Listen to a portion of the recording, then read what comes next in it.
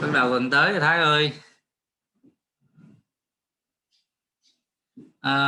Đang vào nhà của ông này, cái view của ổng là ở đằng sau. Cái này là một cái cảnh rất là đẹp.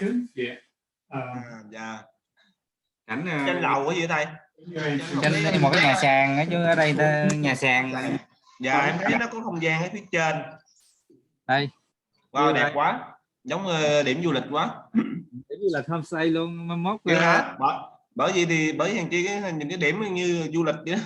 Rồi em xuống đây cũng gần, ở đây gần cái em xuống đây khoảng 3 tiếng cho em. Từ chỗ của em hả? Ừ, em. Dạ, New South Wales luôn ha. Hay quá. Rồi thầy cứ để mọi người cứ tham gia từ em đi ăn cơm. Em để thầy hot luôn phải không?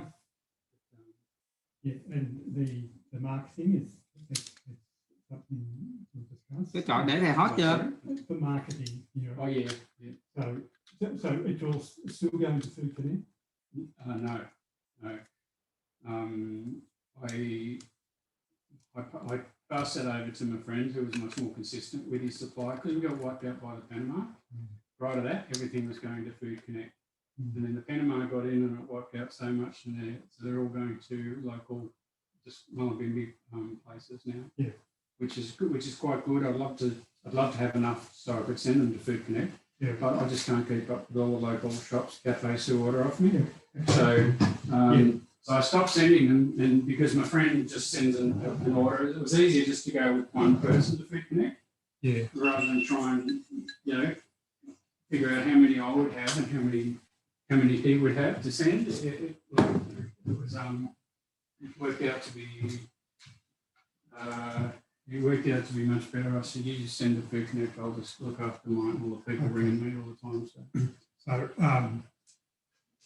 I'll ask about the time you were selling it through Food Connect and how Food Connect actually operates. Yeah, okay. Yeah.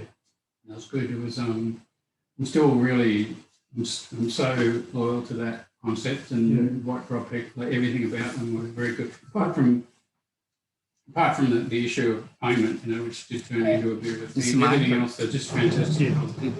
Yeah. Okay. You sit there. You sit in the middle. In the middle. Yeah. Okay. Yeah. Hopefully, if my dog settles, she doesn't. She gets a bit excited because there's someone new, but then she'll just pick in it. Yeah. Just better keep her eye on her chewing a cord or something. Yeah.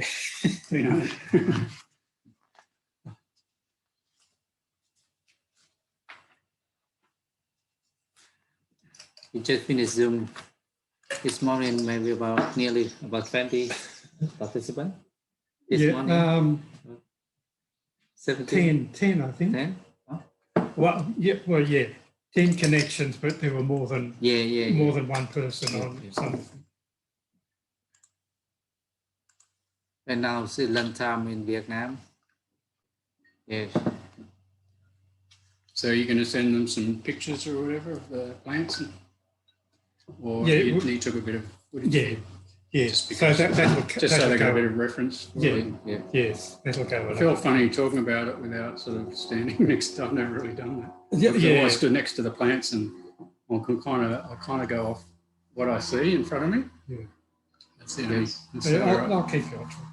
Yeah, I'll try. If I'm an hour a bit, just maybe I'll get back to that one.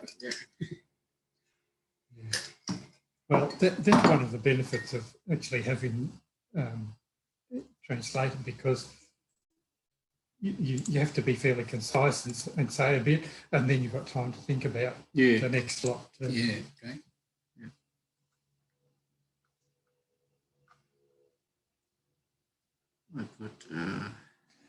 Also, in Vietnam, farms are generally small. Like having an acre in production is pretty. It's a proper farm. Yeah. Well, it should be here too. It'd be good if it was like that here too. You could really look after it and look after the land. Because we got this thing about huge scale everything. Do you know that Panama Disease is Fusarium? Do you know what its other? Oxysporum. Oh yeah. YSPORUM. Yeah, I wasn't sure. Yeah, there's 4 races. And I can't believe that after all this time and all this, I've dealt with Panama, Oh, it doesn't matter what race it is. Oh, okay. For farmers, it's kind of a bit of a TR4. Yeah. Tropical race 4, subtropical race 1.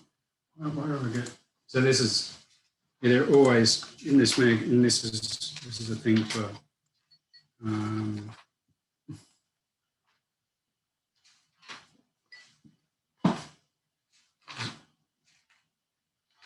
it's just always stuff on, you know, whole magazines about Panama disease nowadays, basically. Yeah, TR4. TR4, well, the one we had was not TR4. TR4 was the bad one, which I believe, which would be the one that they'd be worried about in places like Vietnam and Asia. Tropical race 4, Panama, you know, Fusarium oxysporum, were typical unit, but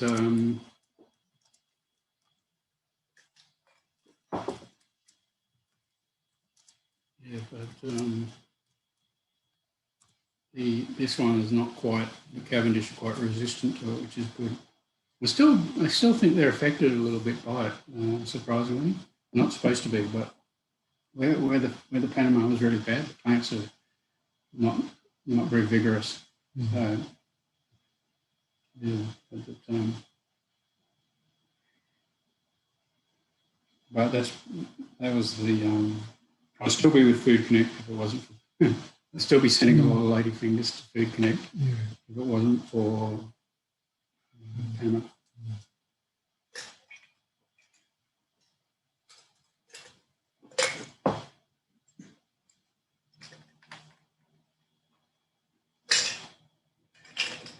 Tell Scott I said hi next time you see him. Because he's not on social media.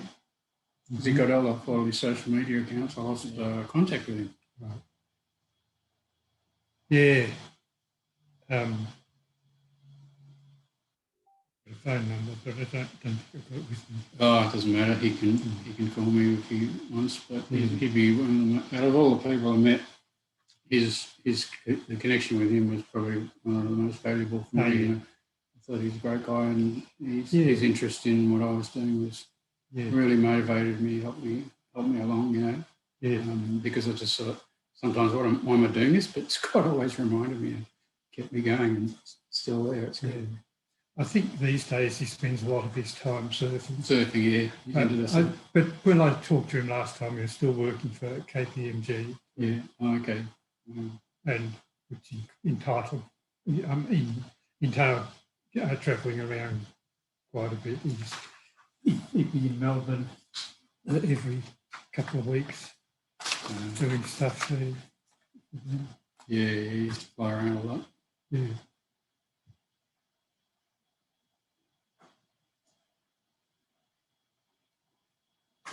And Diane too. Yeah, Diane, she went to Jakarta with us. Yeah. Yes, I saw her. Yeah, some people like online. Yeah. Okay. Wait more. Hi, Mr. Trang. Someone. Yeah. Hello, anh Trang.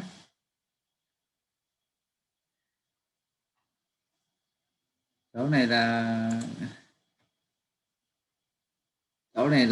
ở đằng sau làm cái cảnh rất là đẹp. Cái view rất đẹp. Ở đây là trồng chuối hữu cơ. Rồi bữa nay giấc trưa nay tí nữa mình bắt đầu, chờ cho mọi người vô đó, có vài người nữa mình bắt đầu.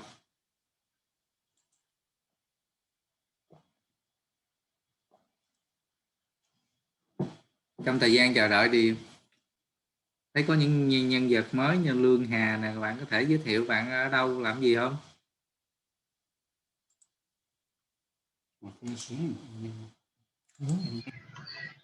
Dạ luôn. Em ở Đắk Lắk anh ạ. Cho cái hình thôi. Dạ. iPhone này của bạn nào nè? Hello everyone. Bạn Hà này ở Central Highland. Việt Nam. Em trồng cái gì hả? Em đang tìm hiểu về cái trồng ở cà phê anh, cà phê hữu cơ với lại xem là cây ăn trái á. Bữa nay giờ ngày cà phê hữu cơ thì ngày mốt mình có buổi nói về cà phê hữu cơ. Giờ này đang chuẩn bị nói về chuối. Hôm nay em trồng chuối. Dạ vâng, em quan tâm đến mấy cái cây ăn Ok. trái nữa. Dạ. Cảm ơn. Được vậy là ấy. Dạ, cảm ơn anh. Dạ. Ok.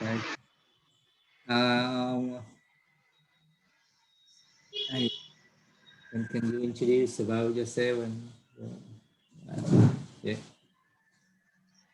Ủa anh Ha ở huyện nào Đắk Lắk vậy anh? Em ở Đắk Lắk ạ. Em ở Buôn Đôn anh ơi. Dạ. Dạ, anh ở đâu anh? Em ở Crong Năng ạ. Dạ vâng ạ. Dũng show hình đi Dũng. Dạ em đang chỉnh lại cái tên để em xíu. Yeah. Hello, my name is Alan Broughton. I've been involved in organic farming for many years, maybe about 40 years, and I'm retired now. But I'm helping Mekong Organics to provide information to farmers in Vietnam about organic growing systems. Ông Alan là ông có hơn 40 năm kinh nghiệm cũng như trồng sản xuất dạy nông nghiệp hữu cơ tại Úc. Thì ông nghỉ hưu rồi, ông đang giúp Mekong Organic để mà chuyển tải những thông tin kinh nghiệm của làm hữu cơ tại Úc sang anh em Việt Nam.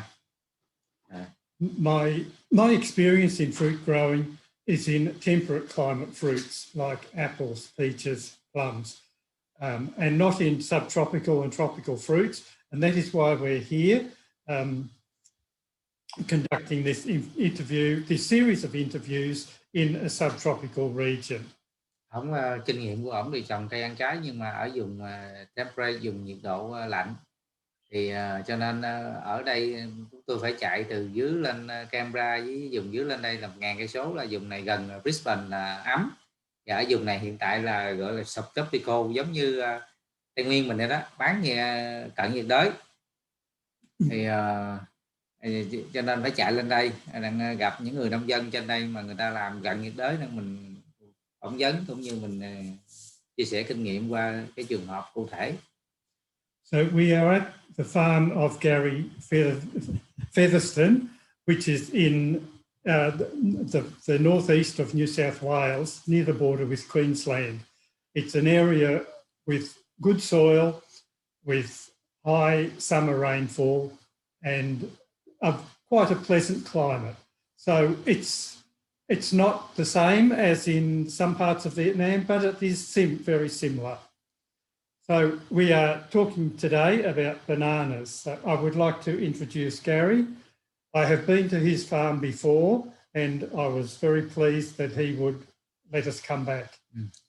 Thì hôm nay chúng tôi đến cái trang trại của anh Garry, là cái vùng này lượng mưa rất là tốt mà nó cũng sụp, bán nhiệt đới, cận nhiệt đới. Ở đây có cái dãy rừng, rồi đất cũng tốt, khí hậu rất là tuyệt vời. Ở đây thì như nãy tôi nghe anh Garry nói là mùa đông đó là lạnh nhất là 8 độ. Còn ở chỗ Canberra tôi ở đó là âm 7-7 độ, thì ở đây nó không có âm. Thì ở đây trồng chuối được, trồng đu đủ rồi được, nên là nó giống như cái điều kiện rất là thuận lợi. Thì anh Alan đã đến đây rồi, và ở đây có hai cái phòng ngủ như Airbnb, giống như homestay đó. Ông nói người ta đặt, người ta xuống đây ở rất là nhiều. Vì ở đây nhìn cái view ra mà đó là rất là đẹp, ra đó là nhìn ra thấy đại dương, ở khoảng trống đó đẹp lắm. Okay. Yeah. Hi. Yeah. So do you want to introduce yourself? Yeah, I'm Garry Fetherston, and this is my parents' property. My parents bought the property 40 years ago, and they were going to retire from Sydney. They're going to move to the country and grow bananas. But my father found it too hard, and he really didn't last very long at all. So I took over his plan, and I've been here ever since. I've been dabbling in banana growing for probably mostly 20 years, but prior to that, I had always had a few small patches of bananas that I looked after. So I've been growing bananas for quite a while now. Đây là cái vùng này thì hồi xưa ổng thừa hưởng lại cái đất của ông già ổng. Ông già ổng hồi xưa ổng mua ở đây 40 năm rồi. Ông già ổng Sydney, rồi khi ổng retire đó, ổng về đây.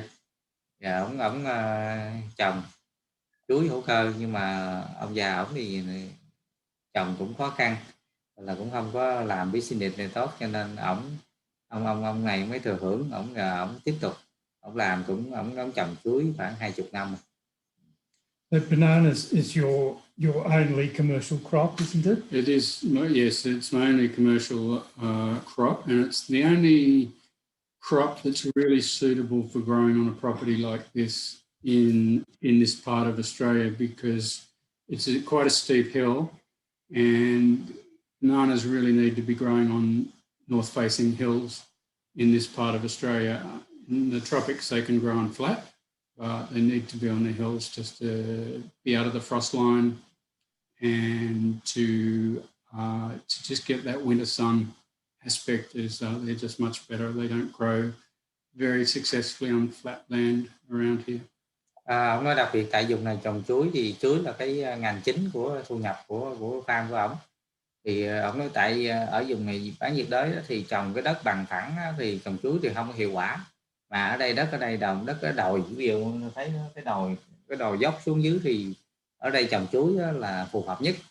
Nên là cái chuối thì nó phù hợp với vùng đất này, ở kiểu trồng trên đồi như thế này. What area do you have in fruit production, in banana production? Well, I've only got an acre now, but that has changed a lot over time. It's shrunk and it's grown, and it's shrunk and it's grown. When I was in peak production, I had probably, I think there was like 15 acres or something like that, all up, or maybe 12 acres. I think it shrunk to 12. And that was a little bit too busy, way too much for me, but I inherited that amount of bananas, and I just slowly shrank the farm to be sort of manageable. And finally, because of the disease, I had to start again. So I had to start small, and then my plan is to build it up. Ông nói ông có 15 acre thì nó khoảng 5 hectare, 5-6 hectare rồi đó. Thì trồng chuối thì nói chung ông cũng quản lý vừa phải cái chuối của ông thôi, chứ nhiều quá chồng nổi. Thì ông giảm xuống còn 12 acre, rồi từ từ ông giảm xuống. Thì, tại vì một mình ông làm không nổi, nên là ông đang bị, hôm trước thì bị chuối cũng bị nấm gì đó mà nó chết. Thì hiện giờ là ông đang gây dựng lại, số lượng khoảng vài acre thôi, và từ từ ông mở rộng lại. My ideal plan for this property is to have 3 1-acre plots of about 500 plants in each plot. Yeah. And that's enough. That'll be 1,500 plants, possibly less, maybe 1,000 or 1,200. And that's a good amount for a family farm in Australia. Any more, you have to start employing people, or you don't have the time for other business. 1 acre for one plot. 1 acre for one plot, and I don't want them all together, because that, to take away the monoculture. I like to have 3 forest parts going through. Forest, 3 and forest all around. So and one acre you planted how many bananas? 500, 500, 600, 500. Ông nói phù hợp nhất là nông dân nhỏ ở Úc á, thì ổng chia đất ra thành lô, mỗi một lô là 1 acre. Thì trong đó có lô là ổng trồng rừng, trồng cây, rồi có lô là ổng trồng cái chuối, chứ không phải là trồng tất cả là chuối. Cho nên thì ví dụ như mỗi một cái acre thì khoảng hình như một sào của mình nó khoảng mấy trăm mét vuông á, mấy ngàn, như là 4 acre là khoảng 1 hectare đó. Đó thì đại khái là nó 1 acre thì trồng được 500 cây. Thì ổng như vậy thì ổng mới quản lý được. Nói nếu mà ở đây mà trồng nhiều quá thì người nông dân nhỏ như kiểu này là không có thể thuê lao động được, thuê lao động thì không đủ tiền để trả. Ở đây thuê lao động mắc lắm. And Do you plant cover crops between the banana plants? Yes, I do. I have my favourite cover crop plant is pinto peanut. So it's a tropical peanut, prostrate peanut, just grows flat, and it grows like grass. We've got it. I put one runner out in the grass out here. You can have a look. Peanut. I put one runner in there maybe 10 years ago, and it's just everywhere now, and it stays flat. So you don't have to mow. If you can get it established, it's less mowing, and it's a nitrogen fixer, so it's quite good for nitrogen. I really like that particular one, but it's best to not have just one plant, one cover crop. It's best to have a diversity of crop grasses, and not so much grasses I don't really like, but legumes and weeds. We've got plenty of weeds and things growing. And, Thì ông trồng cũng một số cây họ đậu phộng, đậu này đậu kia để mà nó giúp cải tạo đất như cố định đạm, và trồng những loại cỏ để phỏng. Thì trong chuối ông cỏ dữ lắm, giống như các bạn ở Tây Nguyên như giờ Giỏi Dũng rồi đó, trồng cà phê với tiêu là giữ cỏ đó. This type of peanut is not the one that is grown for the nuts. Its main use is to provide nitrogen and to cover the soil, but it's not something that's edible. Yeah. So it's called pinto peanut, and it's different to the plant that produces the nuts that you eat. Cái peanut này ông Alan ông giải thích là loại này là để trồng để cố định đạm thôi, chứ không phải là cái đậu phộng mà để mình ăn. Trồng để it's nó the same genus, I think it's the same. Yes. Giống như gì gen đó, nhưng mà nó không phải là loại để ăn. Ăn củ đậu phộng mà mình ăn. Trồng chủ yếu để phủ đất và cải tạo đất là chính. How are these cover crops managed? I've got the farm set up in a swale system or terracing. So it's a terracing. So the rows go across the. I imagine Vietnam probably has farms in a similar way, does it? With terraces across the land. Yeah. And I just mow the grass. I have a trailer on the back, so any maintenance, any work I'm doing, any banana work at all, I just set the blades, I engage the blades, and just do it all in one go. Multitask. It looks like you said the layer. It's like steps in the steps in the side of the hill, so it's all flat. Yeah. And you can get to every plant with a tiny little tractor, just my little tractor, little yellow tractors. Ông có cái giống như xây dựng cái mô hình để ông giữ cỏ lại và ông trồng cây theo cái lún. Tại vì ở đây là cái đồi, gọi là giống như mô hình bậc thang của mình, ruộng bậc thang. Are there particular times of the year when you like to have the cover crops kept low? Are there other times where it's beneficial to let them grow up higher? There is, but generally the way I try and maintain the patch of ground is just to keep them as low as I can. But there's certain, because I use a whippersnipper as well as a mower, I've got the whippersnipper, and there's certain plants I leave. If I see them growing, I leave and I let them get some bulk in, and then I come and cut them and use them as mulch, let them mulch down. I've got quite a few leguminous weeds growing in there. You cut and leave it there. I like to let some things grow up high, and then they become mulch, the woody sort of plants. The other people consider them weeds. I like to let them grow a bit, and then I use them I let them grow, get all the carbon out of the air, and then just put it on. Cut on and cover. Cover, Thì ông trồng để cỏ, ông để cỏ cao gì để tới ông mới cắt rồi để tụ cỏ giống như anh em làm ở Tây Nguyên, cũng phương pháp đó là để cỏ dài lên chứ không phải cắt cỏ trút lỏng.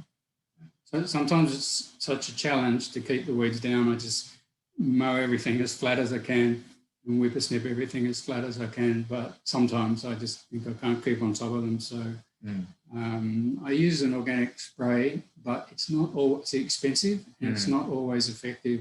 I find that if in winter it doesn't seem to have the effect as it does in summer on sunny days, it's quite good. But the plants already need to be quite flat before it's effective, and it's expensive. So You mean the herbicide, organic herbicide? it's called Slasher. It's a plant oil. Okay. Do you use Slasher at all? Or? No, but I have heard of it. It's quite effective. It's quite good. It's good, but you've got to be careful with it. And you can't use it all the time. You have to use a combination of mowing and I just go around each plant when the weeds start getting too thick around, competing too much with the plant. I just spray a little bit of Slasher. But I only do that a couple of times a year because it's too expensive.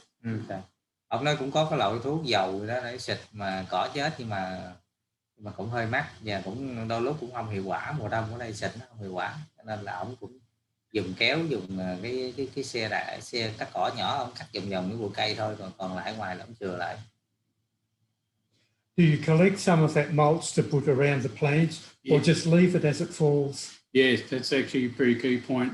I like to really look after the grass rows.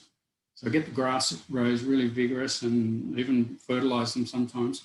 And then I mow up one side and then back the other side, and that sprays the grass onto the. And when we get good rain like we've had, you can get quite a good row of mulch, and it saves a lot of weed management and near the root. Yeah, Okay. yeah. And sometimes I rake it close to the plant and everything.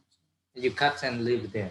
Yeah, just cut and leave. The mower's really good. It just sprays it out that way. And come back, sprays it that way. I've got a line of grass all the way in the bottom of my bananas. It's cool. Ông cắt cỏ thì cũng để cỏ lại, để cỏ lại trong dòng cái gốc cho nó giữ ẩm. And how do you manage the soil fertility? Probably the main method that I use is having a property like this with a lot of natural bushland. I'm always cleaning up. Branches and palm fronds especially, and I put everything I collect that falls down in the garden or on the property. I'm constantly taking big branches back and putting them all around the bananas. If we were to scrape back the weeds, you would see there's like branches and just carbon sources all like that, and that maintains the soil's naturally fertile here. And with that, I really don't have to use too much in the way of fertilizer. If I can do that on every row, the rows at the bottom where I'd never quite get around to, they're a little bit out of the way. The plants aren't anywhere as healthy as the ones at the top, where I put a lot of this mulch just from the rainforest and the forest. What kind of? Oh, there's always branches. There's always palm fronds. Like every day I clean up maybe 5 or 6 palm fronds. The palm leaves, off these, they fall down. There. On that first couple of rows, if you see, it's like palm frond, and it's but also branches, trees are always dying and falling over. Like saw it up, and I just put it. Everything goes in the farm. Ở đây gần cái rừng nhiệt đới, cho nên mấy cây cao, cây họ cao, cây đồ nó rụng lá, rụng cành rồi xuống, cái cây rừng nó rụng thì ông lụm hết, ông bầm ra, ông thảy vô cái đất của ông, đất của ông tốt. There's a weed tree, Camphor, which is a big pest up here. We've got lots of Camphor. I cut it at the base, cut them up, and I just put them on the interrows. And I just let them grow again. Another 5 years' time, they'll be grown again, ready to cut again, and then I do it again. And they never seed, so they never become a big pest like some properties. But Camphor laurels, so people say, "Oh, you got a few Camphor laurels." No, I like them because they're kind of good for pests and diseases. They're kind of good for pests and diseases. My theory as well. To protect. It's like neem tree. It's similar. It's not actually similar. It's not related, but it's got a oil. Camphor oil is very toxic oil. And you can stop insecticides. It's a good insecticide. If you put camphor balls in your house, you don't get moths and insects and in your cupboards. The cockroaches don't like it. Ông như chặt ông trồng một loại cây gì mà giống như neem tree đó trong cái vườn của ổng, cho nên là nó tiết ra những cái độc chất mà cây đó có thể dùng để phòng trừ sâu bệnh, cũng như nếu ông nó để trong nhà cái nhánh của nó là cũng không có mối mọt, không có con này kia vô. Yeah, when I was here last time, Gary, you were telling me that sometimes you use black nitrate Yes. Can you explain what black nitrate is, and is it allowed under organic standards? It's not allowed. It's not allowed an allowable input for organic farms in Australia. I think there was some move to make some sort of a different certificate that met somewhere in the middle, because it can be used in biological farming systems, and it can be quite good to improve soil life and to hold nitrogen, and so the nitrogen doesn't leach away. It can actually stay. The Z-like coating on the urea make it hold the molecules, make it holds the nitrogen molecule and releases it slowly. So I did a fair bit of research on it, and I decided. Perhaps translate that first. Black urea. Black urea.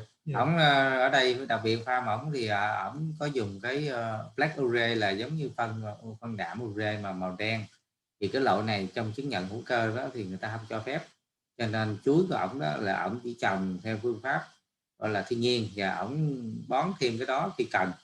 Và ổng nói thì hiện nay ở Úc họ cũng đang ra một cái hướng chứng nhận ở giữa, ví dụ như cái đó là nó cũng không có đến nỗi nguy hiểm lắm, thì ông cũng có nghiên cứu để ông bón. Thì cái đó là một cái loại black urea, thì cái này tôi cũng chưa thấy ở bên ngoài, tôi cũng chưa biết cái loại này như thế nào. Việt Nam không biết có không, là nó một là dạng khoáng để nó giữ lại đạm rồi nó release ra từ từ, nó không có mà đạm mà nó cho bốc hơi nhanh, mà cái này nó để vào đất và nó chỉ cho đạm nó phóng thích ra từ từ. So black urea is urea that is coated with zeolite, which is a type of clay. Yes.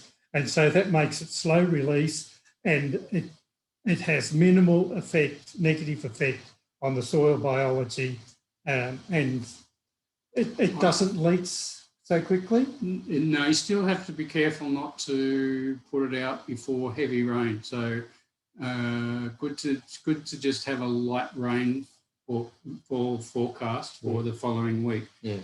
If 100 mil are predicted at any stage in the next week, I wouldn't put it out. Ông nói cái loại đó thì Nha Lan nói là loại đó nó làm bằng đất sét, để nó giữ lại cái đạm mà nó phóng thích từ từ, mà nó cũng giúp cho quá trình vi sinh vật ở trong đất nó phát triển. Thì ông nói đặc biệt khi bón cái đó đừng có bón vào lúc trời mưa lớn, phải coi dự báo thời tiết, mà nếu lượng mưa hơn 100 ml trong tuần đó thì ông nói cũng không nên bón. What I like to do actually is to put it out. I've got limited irrigation, and I like when I use black urea, which is not that often, but I do use it annually. Otherwise, we will get a nitrogen deficiency. And just at the beginning of the growing season, I use it, and I like to choose a dry week, no rain forecast, and I water it in with a handheld hose. Because I haven't got so many plants, but I just walk along the rows and hose the black urea in every day for about 5 days in a row. It's pretty much dissolved by that stage, but it's you can't see it, but the nitrogen is being slow released in that way. So. Ông nói đất ổng sợ thiếu đạm, cho nên ông cũng bón cái đó, và ổng dùng cái dòi nước đó, ổng cứ đi tới từng gốc cây, ổng tưới vô thôi giai đoạn đầu vụ, còn chứ không phải bón thường xuyên. Everybody else puts their fertilizer out before rain. I prefer not to, because that's when if light rain is okay, if you can be confident it's going to be light rain, but heavy rain is where all the environmental problems in this area come from fertilizer and heavy rain. Ông nói mọi người muốn bón phân trước mưa, nhưng ổng không khuyến cáo, và ổng cũng không dùng bón trước mưa, thì mưa lớn nó rửa trôi, nó trôi đi vào cái lượng phân thì ô nhiễm cả vùng này. Now, Garry, you don't have organic certification, so that means you can use black urea. Yes. Can you tell us why you don't have organic certification when most of your methods are organic? Well, I fully support the organic industry and the organic idea and all the organic associations. I'm still networking with them, and I was going to go into and I was in conversion for 1 year to become organic. But the problem was the organic industry the market is the conventional farming and organic industry used to be a huge price differential, as you know. They pretty much met in the middle, and they're pretty much this for bananas. There is no premium price on organic produce and it would cost me $600 a year to get the organic certificate. Yeah. When it came around to getting it, I was pretty excited about the idea of getting an organic certificate, but I didn't have $600. I was really broke, and I found out that I wasn't going to get any more from my produce. So I decided to delay it, and I delayed it so long I have to start all over again. I still kind of like the idea of going back down that road now, but it's just that money. In the past, organic bananas were double the price. Now they're pretty much the same for the grower. Different in the shops, put the mark up, but grower. Ông nói ông Alan hỏi tại sao ông trồng quy trình ông trồng tất cả ông trồng theo phương pháp hữu cơ, nhưng mà ông không có chịu chứng nhận hữu cơ.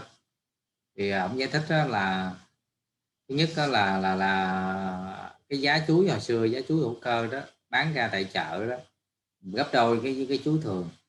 Bây giờ cái ngành trồng chuối nó trồng chuối hữu cơ nhiều quá thì cái giá nó cũng gần bằng như cái giá của chuối thường thôi. Cho nên là ổng nói thôi, nếu vậy thì ổng chứng nhận hữu cơ, ổng đã apply rồi, ổng làm chuyển sang giai đoạn chuyển đổi rồi đó. Nhưng mà ổng nói nếu mà tốn hàng năm 600 đồng thì ổng thấy gì là nó phí. Ổng không làm là vậy, tại vì cái giá bán ra thật ra trồng chuối thì giá với hiện tại là giữa chuối conventional với chuối hữu cơ thì nó không chênh lệch lắm. Nhưng mà tuy nhiên ổng rất ủng hộ cái xu hướng hữu cơ, cái ngành nông nghiệp hữu cơ. Có cái là ổng thấy cái lợi nhuận mà khi ổng lấy được cái certificate, có thể là ổng nói rất là thú vị, rất là vui, nhưng mà lấy rồi là chi phí tăng lên thì ông không muốn. Đó là cái mà ông này ông không phải ai ở nước Úc này cũng phải cần có chứng nhận hết. Có những người ta có những cái suy nghĩ, cái cách làm nó khác. What's the annual rainfall on your farm? On the average. Now you got me.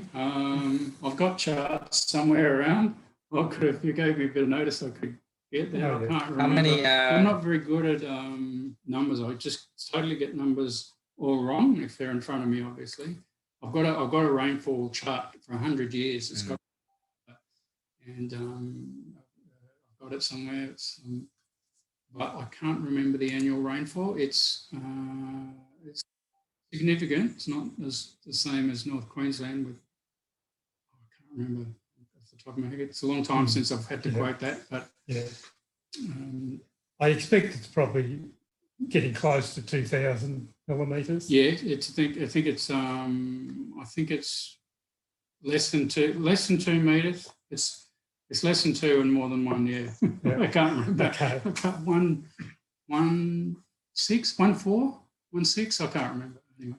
And this mostly occurs in summer? Yeah, this is the peak of the wet season generally now. February, January, the start of the wet season is in November. We get some storms in a typical season, and we get the rain events starting in January, going right through till May, June, and traditionally dries up around June, July, and then August, September is really quite dry. September is the driest month.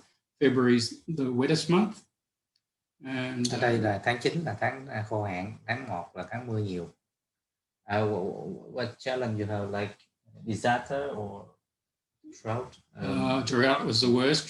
The drought in 2019 was the worst thing I've experienced. Challenge as a farmer. We lost a lot of plants, just died it didn't rain for 8 months. In the previous 100 years of keeping records around here, there's hardly any months with no recorded rainfall. There was 8 months in a row with no recorded rainfall. Năm 2019 là cái năm mà có 8 tháng trời không có mưa, cho nên là cái năm nó thiệt hại rất lớn về ở đây. Thì what's your monthly income or total income a year from banana? Well, they used to be about around $700 a week was when I had the big farm before I was wiped out with disease. Yeah. And I'm starting again and I'm building it up. But probably at the moment it's very small, $150, but a week? Per week. But in theory, would like to get that up to around 800, 900, because there's lots of costs as well. Yeah. So it's not just 800. I've still got to put a lot of that back into the farm. Yeah. So it doesn't really apply now. When I was when I had the big farm and I was farming, I think I was averaging around $700, $700. How much you input? Probably as little as I can, but sometimes all of it goes back in. Well, not all. I have to buy food and things, but pay for electricity. But sometimes I put more than half back in. Ông nói lúc mà ông trồng chuối nhiều đó thì thu nhập của ông từ chuối nó khoảng $700 trên tuần. Thì lúc này ông trồng chuối ít lại thì ông khoảng $150 trên tuần thôi. Nhưng mà ông nói là cái phần mà chi phí á, ông bỏ lại đó thì có thể trên 50%. Từ điện, nước, rồi yên dân, các loại chi phí để mà trả lại cái farm. Thì nói chung là nông dân nhỏ đây thì chỉ mấy người ta về hưu retire thì ta về đây ta ở mà ta làm nó vui thôi, chứ còn nó không phải là cái nguồn sống chính của người ta. My friend with one of the biggest banana farms in New South Wales, he worked out how much he earned per hour over a year, and the hours he put in, and how much money and how much he got, him and his brother, and they were $3 per hour each for banana farming. $3 per hour. And they're one of the biggest farmers, and he said that he thought that was a good year. He said it was actually not a bad year for production and for everything. And he said he worked it out that he does 60, 70 hours a week. He owns everything, he doesn't owe money. But he said his actual income only worked out to about $100. He said no wonder he's the only one still doing it. Ông nói bạn ông trồng cái farm chuối rất lớn ở gần Sydney. Ông tính ra mỗi giờ ông thu nhập như $3 per hour. And then the next year there was a cyclone, and he said he was getting like just the bait. Everyone and all the price went up to $100 a box, from $22 to $100 a box. And all that brought him up to was the minimum wage. For that. When he added up the annual income, he just got like a basic wage of somebody working. Ông đây ông làm cái farm tổ bố và bạn ông gì đó mà thu nhập bằng cái thu nhập cơ bản của cái người làm công nhân đó. It's not a good business banana farming is not a good financial business in New South, anywhere in Australia, but especially in New South Wales. Ông nói trồng chuối ở Úc không phải là cái ngành mà hấp dẫn mà để có lợi nhiều đâu. Nói chung là cả nước Úc cũng như đặc biệt ở vùng New South Wales này trồng chuối thì lãi không có nhiều. Do you need to water the bananas in the dry season? Irrigation is very handy, and I did have limited irrigation, and it was a very good tool to have during when I was establishing the plants, because if I didn't have it, I would have lost most of the plants in the year that I planted this patch. But because it's quite limited when we get the big long drought spells,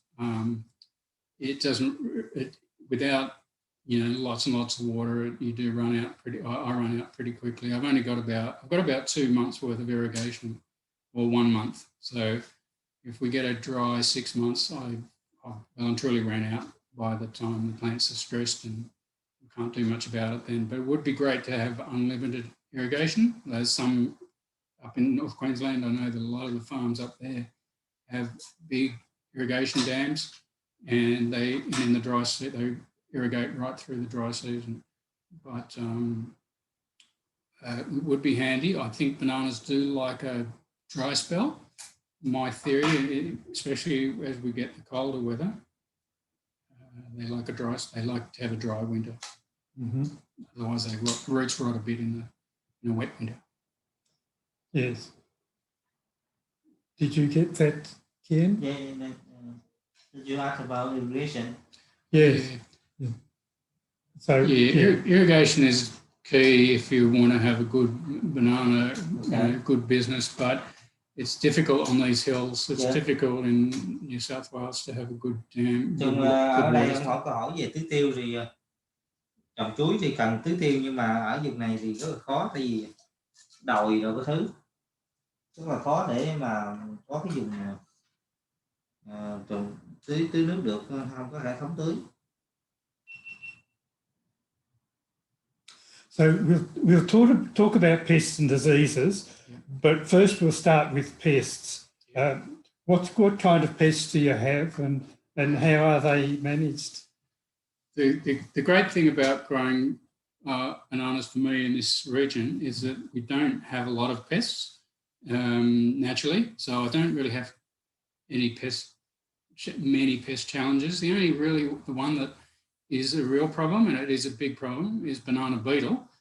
As everyone who grows bananas all around the world is aware of banana beetle being a significant pest, and I find that a definite challenge to keep on top of. But I chop up all the plants, chop it all up. Sometimes if I get a lot of banana trash, I take it all off site, because the more you leave on the ground, the more the beetle breeds up. You know, I much prefer to just take it off and just pile it up somewhere else on the property. Nói dịch hại thì đối chuối thì cũng ít ở đây, nhưng mà có cái loại con bọ cánh cứng, banana Beetle đó, là cái loại con đó cũng rất nguy hiểm, nó cũng thiệt hại lớn. Thì khi mà bị vậy thì ông phải chặt, ông đem đi chỗ khác, chứ còn nếu để thân cây chuối đó thì nó sẽ phát, nó chốt cái đó, nó ăn cái đó rồi nó sẽ phát ra nữa, nên là không có giải pháp là phải chặt đem đi chỗ khác. But what about compared to conventional with organic? Well, if I wasn't organic and I wasn't interested in trying to maintain an organic type of a program, I would just buy a chemical and I would just inject every plant with a chemical, and my problem would be solved for 6 months. But those chemicals are bad. They generally destroy. They kill worms as well, for a start, and they kill lots of beneficials, which the beneficials try and keep the beetle in balance. When we've got a lot of cane toads, like we've got a lot of cane toads at the moment, and they eat the beetle. I've seen them eat beetle. I've seen them walk along and just eat a beetle. What about the cane toad? It's like a frog. Cane toads are a frog that was introduced into Australia to manage the sugarcane beetle a long time ago, and now it has become a very serious pest itself. Ở Úc thì ông nói nếu ông chịu mà xài hóa chất đó, ông mua về ông bơm cây chuối hoặc là ông ấy thì có thể diệt được mấy con bọ đó, nhưng mà ông nói như vậy thì nó sẽ chết những con giun đất, những cái môi trường nó bị ô nhiễm thì ông không làm, mà ông cho con cóc ở nước Úc đó, là con cóc hồi xưa nhập vô để cho nó ăn con bọ ở trong cái vùng trồng mía. Bây giờ nó trở thành dịch, là giống như thỏ đó, những cái con mà bên đây có nhiều con, nó quá nhiều gọi là dịch. Thì con cóc đó, ông nói nếu mà con cóc ở trong farm của ông thấy nhiều thì nó giúp nó ăn cái con bọ cánh cứng mà nó hại chuối đó, thì nó làm cân bằng được cái mật số, nên là nó sẽ ok. Cho nên ông giữ cóc, ông giữ ở đây, ông giữ con cóc ở lại, cóc đó thì nó kiểm được cái con bọ. I'm one of the only people who likes cane toads in the whole country. Ông nói là ổng là có lẽ là người duy nhất là thích cái con cóc đó thôi, chứ cả nước Úc người ta không thích con đó. Now, I've noticed you have a lot of biodiversity around here because your farm is in the rainforest, but you also have a lot of other flowers planted everywhere. So that would help control the insect pests? A little bit. In the interrows, I've got nasturtiums. I found the nasturtiums quite good. In the winter, I plant some brassicas. I didn't do last winter, but the winter before, all the interrows had brassica seeds. I planted all the way through the interrows. They do help a bit with the beetle. And definitely in the areas where I've been really successful with those crops, cover crops, there's been less beetle in those areas, but it's not perfect. I had some areas where I've got a lot of that. I've also had beetle, so it doesn't eliminate it, but it just definitely lessens the amount. If you can get those type of, they have it's like a biofumigation. They're good for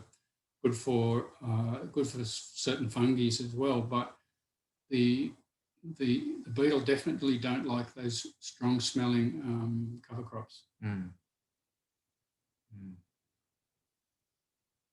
Okay, can you explain that, Ken?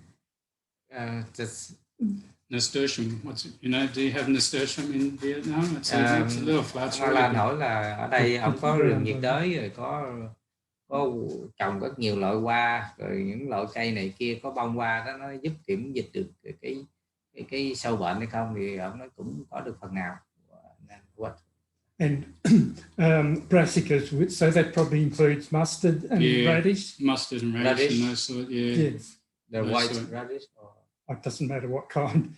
That they can control. Yes. Not really. They don't like it. They don't like if it's really vigorous. There's not many beetle in there, but you have to cut it. I think if you just leave it, it's not effective. But when I whippersnip and I put all the mustard around the plants where it's really vigorous, the beetle is not a big problem. It's only a problem where there's no cover crop or there's little cover crop and lots of. How big the beetle? Just like half an inch. They eat the root. Yeah, they lay the eggs in the base of the plant, and then the larvae make little tunnels all through the corm above the base. And when it's bad, if you dig it up, it's all just little holes. Ở bên mình gọi là con sùng đó các bạn, sùng chuối á. Sùng chuối. I know that one. It's a big problem. All in Vietnam, it will be a problem everywhere. There's not a place in the world where bananas grow that doesn't have banana beetle. And it's I don't find it a big pest if you can manage the numbers small. If you take every time if your plant falls over, which happens a lot here, I don't leave it on. I try not to leave it on the ground for very long. I try take it away. My sister, she had a farm in Phụng Hiệp near Cần banana farm. After 2 to 3 years, and she chopped everything. And she covered by mud. And then she plant new one again. Oh, okay. So that one can. It work? Yeah, it work. Okay. Because after 3 to 3 years, and the bananas old, and then they cannot have fruit. Yeah. And they just chop or flooded and die. Flooded and the beetle and everything. Yeah, drown. Well, in the drought. In the drought in 2019, in 2017, the beetle problem was getting big. Really big. I was starting to use neem, spraying neem around each plant. It helps, but it's not as good as a insecticide. But it was getting a problem, and I was really struggling with it. But in 2019, we had 8 months of dry. Yeah. There's not many beetle out there now because the drought killed off all the beetle, stopped the breeding cycle. I cleaned up anything on the ground, taken away. There's not many beetle. They will get big again though, but it fluctuates the numbers of beetle, and when it gets to a lot, it's a bad problem. But at the moment, it's not. But I can see them breeding up. They're more and more every time I go out. Ông nói khi mà trời nắng thì cái con sùng nó cũng bị chết, thì nó chết cái chu trình của nó, chu trình sinh sản của nó cắt giảm một số. I've heard that drought and flood are good to ví dụ như hạn hoặc là lũ lụt thì cái con sùng đó là dễ bị chết. Do you have a problem with nematodes? Not that I know of. They can be a problem in bananas, but because the beetle is such a visible problem, I don't think I have a problem. I think beetle is the only problem that I have.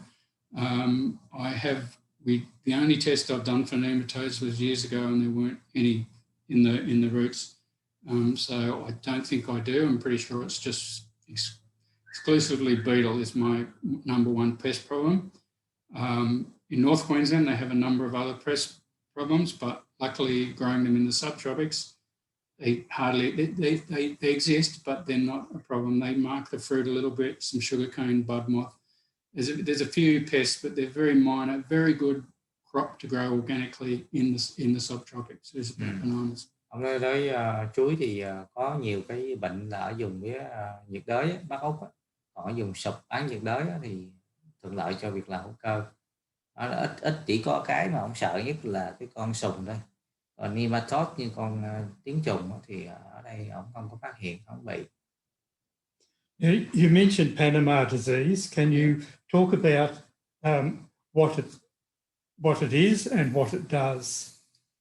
It's a root fungus, and it gets into the plant and basically it goes right through the plant system, the vascular system of the plant, and it rots the veins of the plant, like right up through the roots, right through the stem, through the roots. It's right through the plant, and it rots. The fungus actually rots the plant inside out. So it can be quite advanced inside a plant before you even realize, and then you cut the plant in half and you can see little spots in the rings, and it's Panama, and or suddenly the plant just goes yellow and dies. And that's how Panama affects plants. And the race 1 that we had is not the really bad Panama disease, which is elsewhere in the world, and it's also in North Queensland and Northern Territory. It's bad. There's no resistant variety known for that particular strain of Panama, and luckily we don't have that one. We only have we have the other one, but we have race 1 Panama, but if you grow ladyfingers, it affects ladyfingers, but it doesn't affect Cavendish.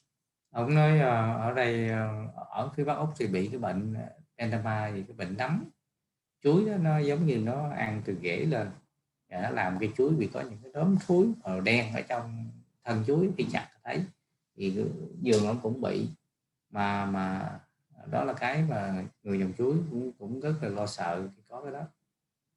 What are the organically acceptable methods of managing Panama disease?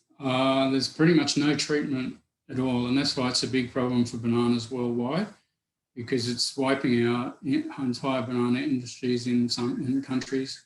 There's no treatment apart from soil fumigation. From an organic perspective, my theory is that if you have a really healthy soil biology to start with, and Panama comes into an area, it shouldn't be something that should worry you too much, because it's actually fairly low on the food chain in soil biology.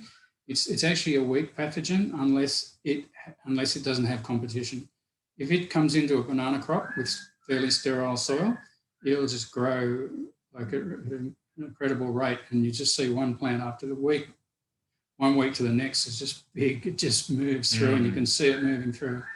Ông nói cái trồng nếu theo phương pháp mà hữu cơ thì cái đất mình có vi sinh vật nhiều mật số tốt thì nó cũng là một cái gọi là đối kháng lại với cái bệnh đó. Nếu mà dùng mình thiếu cái vi sinh vật mật số mình ít thì khi cái nấm nó phát triển thì nó phát triển rất là nhanh. Khi làm hữu cơ thì nó được cái lợi đó. Cover crops are a really good thing, and mulching is a really good thing. Bare soil is really bad. Panama loves bare soil, and lots of banana farmers can. What bare soil? Just soil, you know. Conventional farmers love to kill everything, and that the Panama loves that, because every footstep you're moving it. And ở đây dùng cái màng phủ và cái lớp phủ bằng cỏ cũng như là trồng cỏ thì giải quyết được tốt. Còn nếu mà những vùng mà trồng chuối theo kiểu phương pháp conventional đó, để đất trống thì cái bệnh đó nó thích lắm, cái nấm nó thích lắm, đến rất là nhanh. There are some biological preparations which some farmers use for root diseases, like trichoderma or metarhizium or Bavaria. Are any of those useful for Panama disease? Yeah, both. If you can get a good colony of trichoderma, they tell me that it's Panama is not a problem. If you can keep it healthy, active, and keep feeding the trichoderma with compost wood shavings or wood sort of like a wood chip or whatever, and you've already got an established trichoderma or those type of fungi, or a lot of what is it, the mitochondrial, the underground fungus. If you've got like a rainforest soil biology, Panama disease is actually, Fusarium is actually quite a weak, they tell me, a weak pathogen. And in fact, even as little as 30 years ago, it wasn't even considered to be a pest, even though it was identified.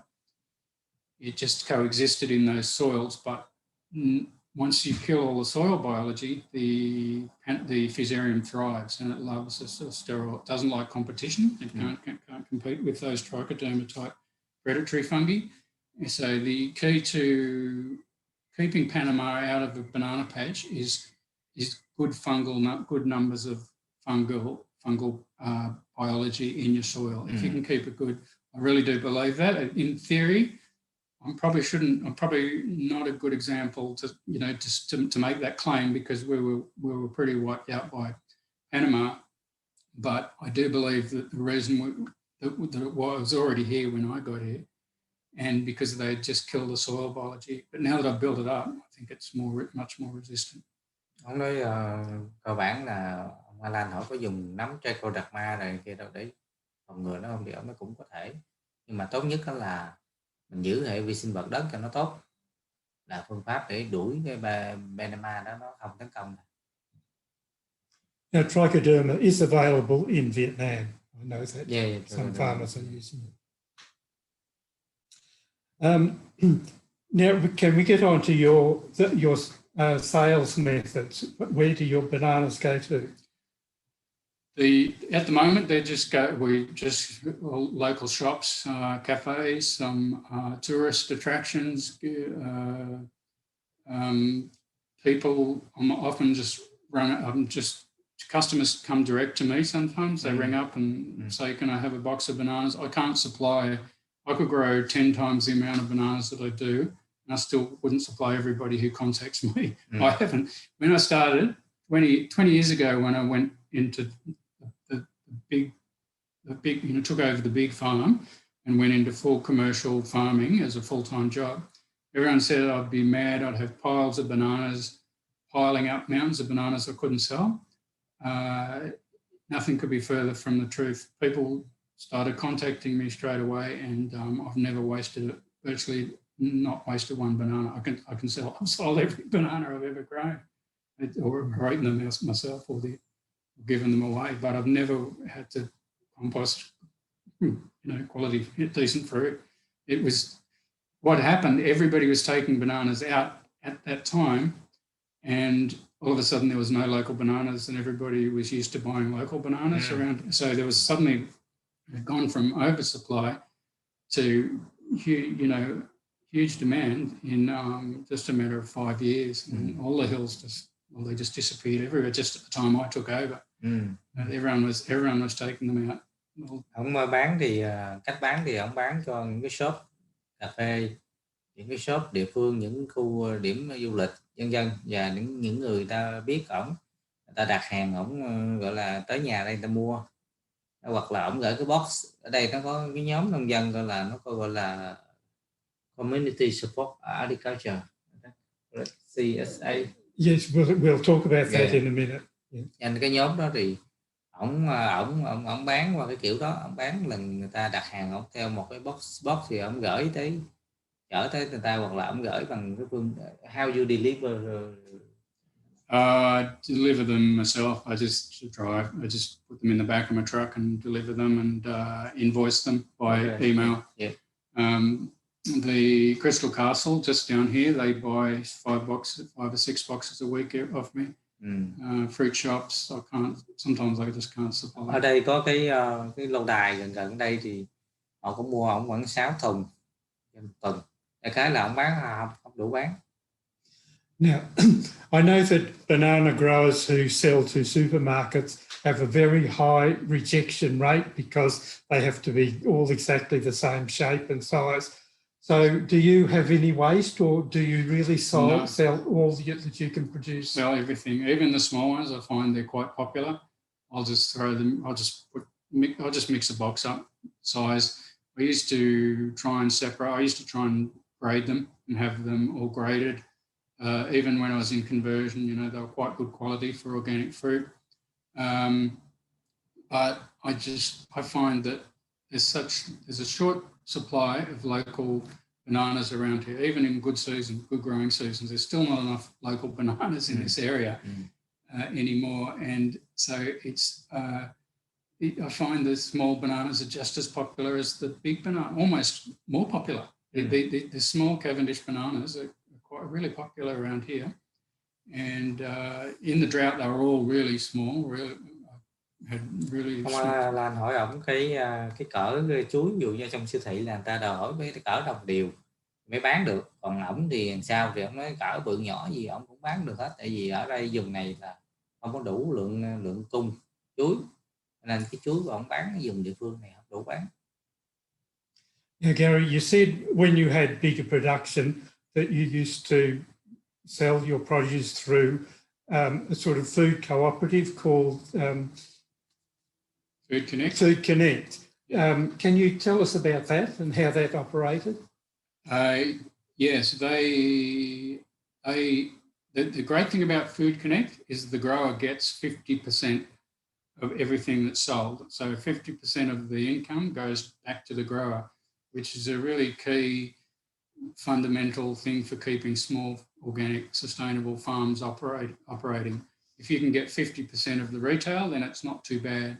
The supermarkets, you get 10% or 15%, 20%. If you're lucky, if you get 20% of the retail cost of anything, pretty much any line, but especially bananas. Food Connect, you get 50% back, so it's a cooperative, and they do a box delivery scheme. Well, what do you mean 50% back? 50, all the income goes to, all the 50% of the income goes back to the farmers that comes into Food Connect. So, but if you send to the supermarket, you got only 20%. 20% if you're lucky. Some growers, not bananas necessarily, but some other crops, they get less than 10%. The profits, you mean that the farm gate you sell and then and then he gets 50% of the retail price of the produce instead of 20% or 15% if it's sold through the supermarket. For example, if you sell $2 per kilo to supermarkets and you sell $3 per kilo to Food Connect, and you earn $1 difference? No, generally if you sell to Food Connect for $2, they sell it for $4. They sell back the $4. They sell it to retail it for $4. And then they get $2. And they get $2, but they have lots of staff. And they have 50%, like $1. 50%. All the farmers. Ông nói có cái nhóm gọi là Food Connect á, là khi ông bán chuối á, ví dụ như ông bán giá 2 đồng ký đi, thì cái nhóm Food Connect đó nó bán ra 4 đồng, thì bán 4 đồng đó thì nó trả lại cho ông 1 đồng. Coi như thay vì là 2 đồng là ổng được rồi, cộng thêm 1 đồng lãi nữa, người ta chia lãi lại cho người nông dân là 50%. Vậy thì nó có lợi hơn. Còn nếu mà bán cho siêu thị đó, thì siêu thị nó trả lãi là cho ổng dở lắm là 20% thôi, không được 50% như có cái nhóm Food Connect đó. Cái nhóm đó nhóm của phi lợi nhuận, cái nhóm đó giống như nó tập hợp những người nông dân nhỏ để nó tiêu thụ cho người nông dân. The way I understand it, that's one of the core fundamental principles of being a socially responsible business. That's one of the core things that the farmer gets 50%. Cái đó là họ gọi là socially business, là gọi là cái gì, là kinh doanh mà gì lợi xã hội đó, giống như doanh nghiệp xã hội đó, là những cái mô hình. How many farmers do supply to Food Connect approximately? Not sure now. There were about 30 to 40 when I was sending up there.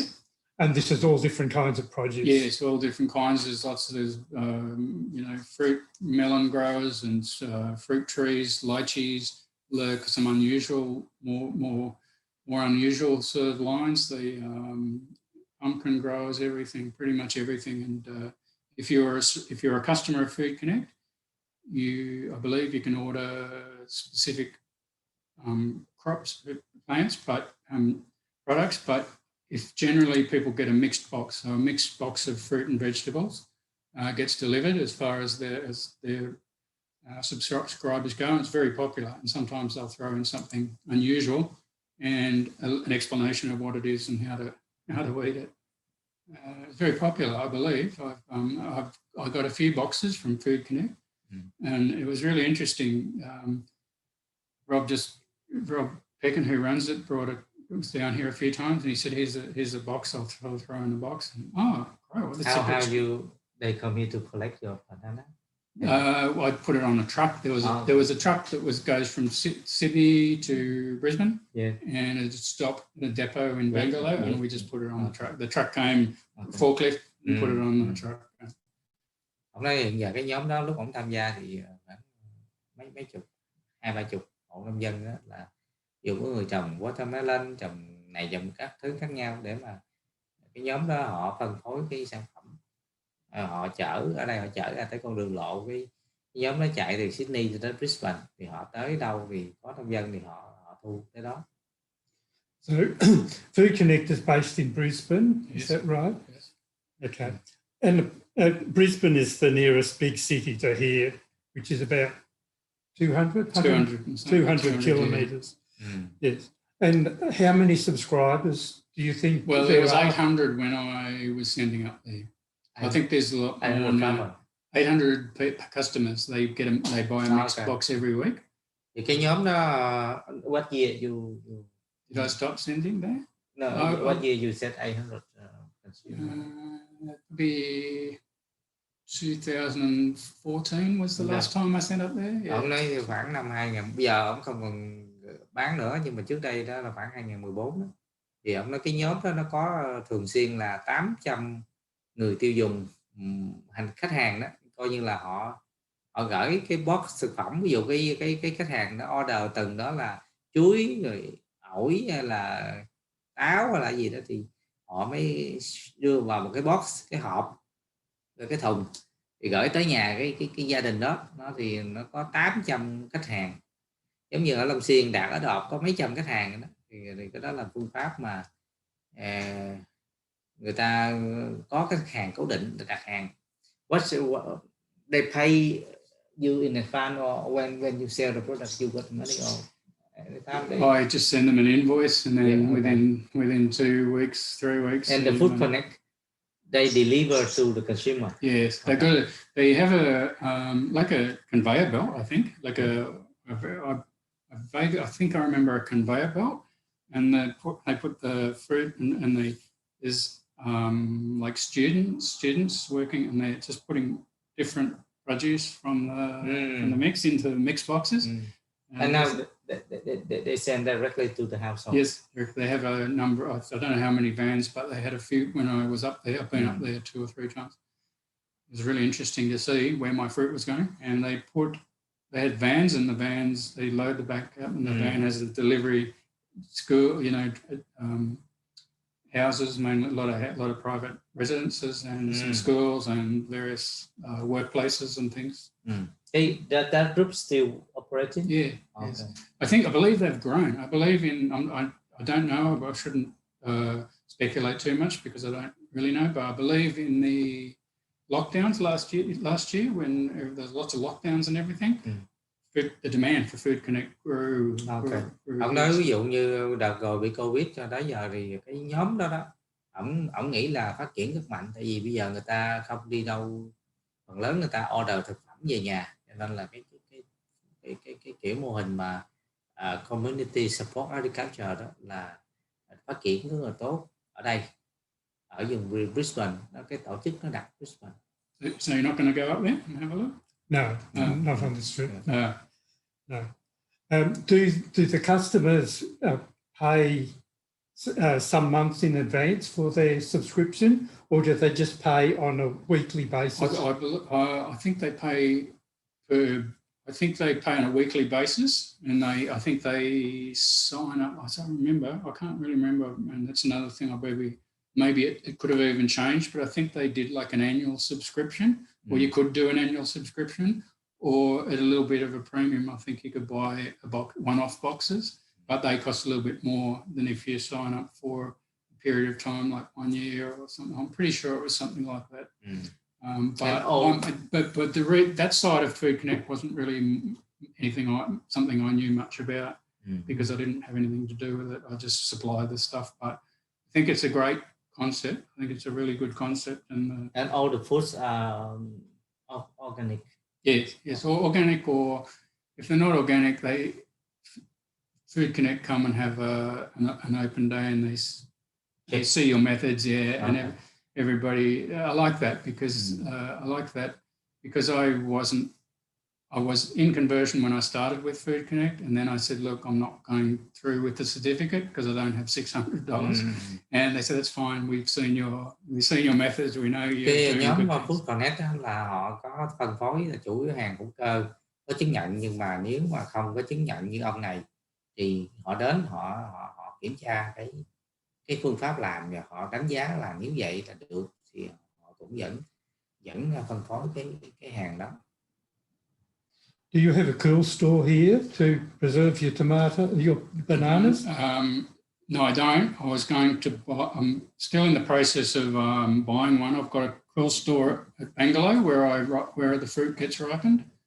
The fruit, I send the boxes green to a friend of mine at Bangalore who's got a ripening facility, and he's got a storeroom there. So I ordered it before 2019. I had a cool room on order just to store 100 boxes, up to 100 boxes downstairs, and would have been a really good idea. But I cancelled it after the drought really set in, and I wasn't cutting any fruit. I cancelled the order, and then I'm still on the lookout for I was going to get a guy to build one, a small one, and that was going to be, I got basically given everything, the panels and the refrigeration and everything, but I couldn't get anyone to build it. It's a specialist job, and but it would be really good just to have a small storage facility, just to attend. You have storage here? I would like to. I had it all set up. I had the space prepared for the base and everything, and it hasn't come to anything yet. But I still plan to have it. I've always, with Food Connect, when I was supplying to Food Connect, there was no point because I just dropped the bananas green every day. No, once a week. Okay. Just once a week. I've just packed 1 day a week, and took 2 days to pack sometimes 50 boxes, and I just deliver them put them on a pallet at the pickup, at the storage, the ripening pickup. Everything is all in the one depot. And all went to Brisbane. I didn't see it again. Now I get orders from local, and I have to go to Bangalore, and it would be so much better if I had just a small storage room here. 10 degrees. They just store at 10, 12 degrees. Not cold like a fridge, but just 10 degrees. It'd be really good. I could keep them for 2 weeks. You think you should do, or you? I had one on order. Okay. I had one on order in 2018 because I had stopped sending to Brisbane, and I was just, the local market was growing more. I thought, I've got to get a cool room, and I had one on order, and then we had a drought, and I cancelled it. We had lots of problems getting it here from the south coast to New South Wales up to here, and it never happened. But I still think that's the best way to go. Just have a cool room, little cool room under the house, have ripened fruit. And you have electricity? Or? Yeah, electricity or solar. Well, we haven't got solar electricity yet, but my long-term plan was to have a cool room with the solar power, because the hottest days, it goes direct. It would be a good idea to have that. Ông nói ông cũng dự kiến là năm 2019 ông cũng đặt cái máy cái kho trữ lạnh đó, để khoảng trữ 10 độ C, tại vì bây giờ ông bán cái vùng này ông không còn gửi đi nữa. ông bán dùng local này mà bị hạn hán rồi, chuối năng suất diện tích cũng giảm, cho nên thôi bây giờ ông cũng chưa có đầu tư đó, ông cancel. Và ông cũng dự kiến là ông quan tâm đến cái chuyện phải set up cái chỗ để trữ chuối, trữ kho lạnh mà 10 độ C, thì chắc sắp tới ông mở rộng lại diện tích thì ông sẽ đầu tư, vì cái đó rất quan trọng. Bây giờ ông bán chuối ở vùng local này thôi. My friend's not far away. It's only 15 minutes. He's got all that. He's got storage, cold storage. And so I just take a corner of his room. I pay him for it. Ông nói bạn $2 a box. Cái cách đây khoảng 10 phút chạy xe thì có cái kho, nên ông cũng có thể gửi cái đó. What motivated you to take up organic production methods? Well, this farm was here when my parents bought the property. It's been here for probably, I think, around 60 years, maybe up to 100 years. Bananas were grown on this area, on this hill. And when chemical production came in, it was around the time my parents bought the property. The chemical industry was really emerging into agriculture in Australia, and it was destroying. It was very effective at improving a lot of problems that existed previously in agriculture before the 70s, 60s, 70s, 80s. But the chemical agriculture became so accepted, and they were creating more and more problems. And the ground here was becoming quite toxic. I was becoming quite concerned about what the farmers were doing. So I had to take over, and I took over and then converted it to organic system, back to the way when my parents first bought the property, a similar way to how they were farming it then, before the chemicals became really cheap. And in the 60s, they farmed it relatively organically. In the 60s, they didn't have the chemicals, so they didn't use them, but it wasn't a perfect system. They were still causing problems for the landscape. So I was quite disturbed over some years watching what was happening here. I had another job. I thought, I've got to take over this farm and turn it into a sustainable enterprise, and just to look after the land and to get healthier food back onto Australian, Australian kitchens again, because it was going in a bad direction. The toxic chemicals were destroying landscapes and causing all sorts of fish kills around here. I saw the banana farms were causing big fish kills. Wherever there's a fish kill, you'd see dead fish in the creeks. There was a farm up creek where the water came in. I saw it a lot when I was a kid, when I was a teenager. All around here, fish kills and green rivers from bad fertilizer green creeks. Ông nói khoảng 60 năm thì trước đó là thời ông già mua đất đây thì bắt đầu có xài hóa chất. Cái vùng này bắt đầu nó làm cho cá chết, rồi nước thì xanh, nước sông, nước ngồi đây xanh, nó ô nhiễm, làm phá hủy cái landscape ở đây. Cho nên ông ý thức được chuyện đó, là ông không làm hóa chất mà ông chuyển sang organic là vậy. We can have questions now. Mình có thể đặt câu hỏi đây các bạn. Dường như những cái điểm nào mình quan tâm trong cái câu chuyện của ông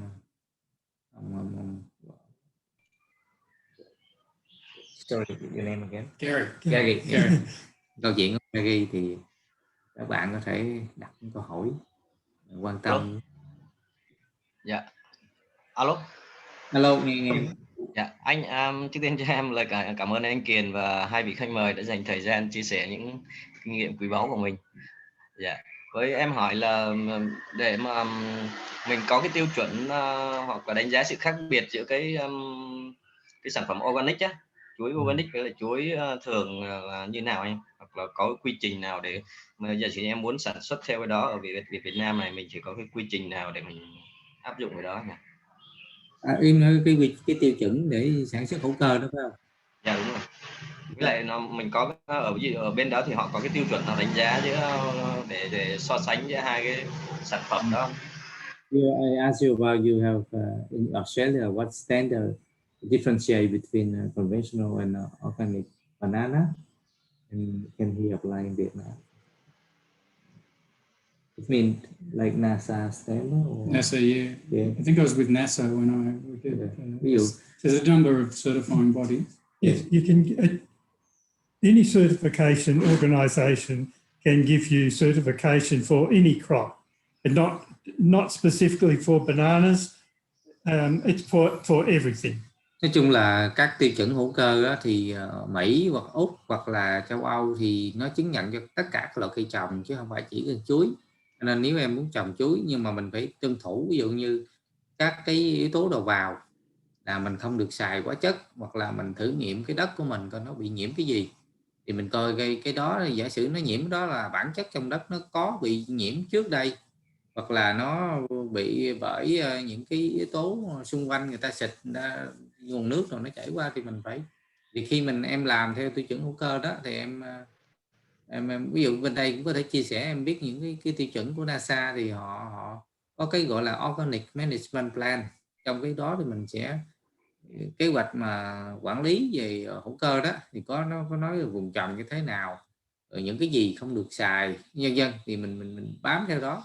Rồi khi cái nhà đánh giá tiêu chuẩn đó họ đến, họ dựa vào cái khai báo của mình đó, họ kiểm tra họ lấy mẫu đi test, ví dụ kiểm tra là hiện trạng, ví dụ như hàng rào sinh học, rồi những cái yếu tố đầu vào mình đưa vô, mình ghi chép lại, ví dụ như mình bón vào cái gì mà mang tính chất là hữu cơ thì mình phải ghi chép lại, như chụp hình hoặc là ghi gọi nhân. Thì cái đó là giống như cơ bản là mình không có xài hóa chất là một cái.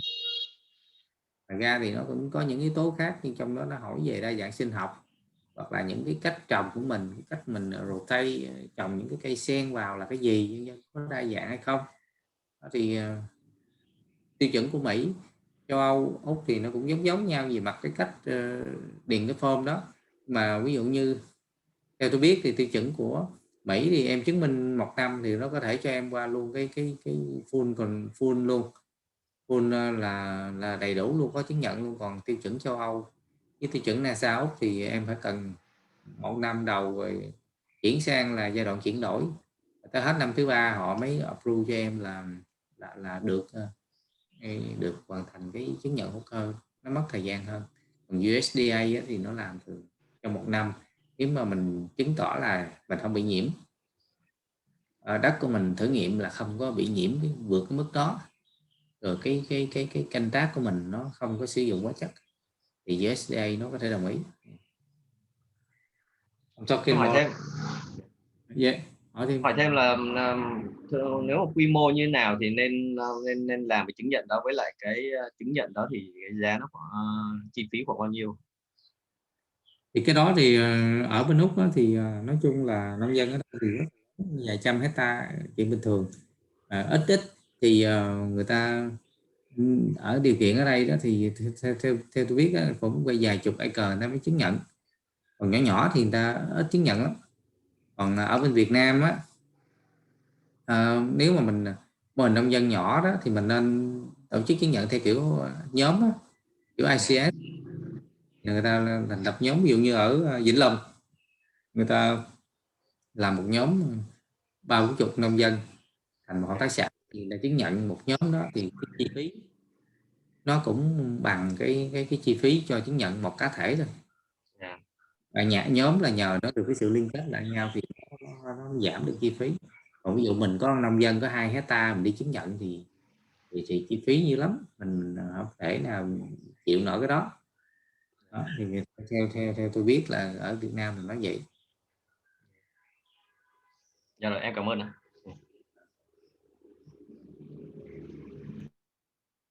Bác Trảng phải không bác Trảng? Bác Trảng mà HS nè.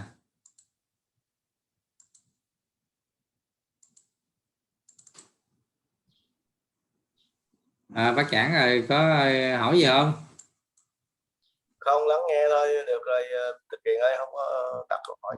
Cái chuối này đặc biệt, cái chuối này thì thật ra cái câu chuyện này là nông dân nhỏ, diện tích ổng khoảng hình như 10 mấy acre đó, nên diện tích ổng vài hecta thôi, nhưng mà ổng làm thì nó thu nhập cũng thấp thôi chứ không phải nhiều.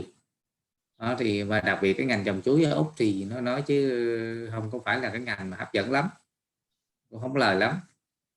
Tính ra là không có lãi nhiều, làm vì đất thực hưởng của ông bà làm thôi. Nhưng mà ông này thì ông quan tâm đến môi trường, ông làm cái tiêu chuẩn hữu cơ, ông không có chứng nhận, nhưng mà ông làm giống hệt người ta làm hữu cơ, thế là ông thấy chứng nhận tốn thêm tiền thì ông không chứng nhận thôi. Tại vì thị trường ông bán ở đây, bán chuối địa phương này ông không đủ bán, người ta biết tới người ta mua thôi, chứ còn ông cũng không có nhất thiết ông phải đi làm chứng nhận đó. Ông nói là tốn thêm tiền thôi chứ không giải quyết vấn đề gì. Có bạn nào tên Trúc Ly á ta? Trúc Ly ở đâu đây, xin giới thiệu coi.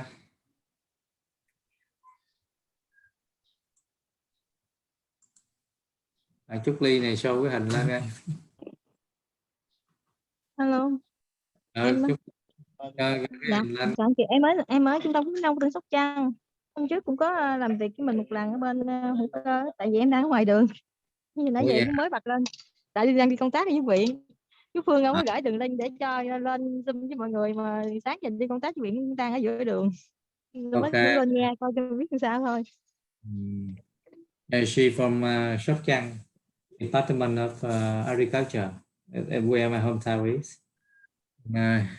Her boss sent the link to her. Now she on the way into district and for her work, and because he traveled to the district level to work with the local office. Yeah. Nãy giờ Trúc Ly vô lâu chưa? Dạ em cũng mới vô. Tại vì sáng có mô hình trồng lúa theo kiểu biodynamic, thì giấc chiều này thì chuối, giấc này 11 giờ mấy, tôi nghĩ bên Việt Nam cũng đụng cái giờ Việt Nam là người ta giờ ngủ trưa, cho nên cũng có để người ta dự. Buổi sáng thì nhiều hơn. Ngày mai thì tôi không có tổ chức Zoom, ngày mai thì đi ngoài đồng nhiều hơn. Còn ngày bữa kia thì có thể hữu cơ, làm hữu cơ mà cà phê với xoài với chuối. Còn mấy buổi nữa không phải rau chứ, rau củ với cà phê. Nếu mà cà phê những dùng cho Tây Nguyên thì phù hợp hơn cà phê. Còn rau ở Sóc Trăng hoặc là ở các tỉnh khác thì rau với xoài cũng là một cái hướng mà sắp tới là ở Việt Nam cũng mong muốn làm cái xoài hữu cơ á. Dạ.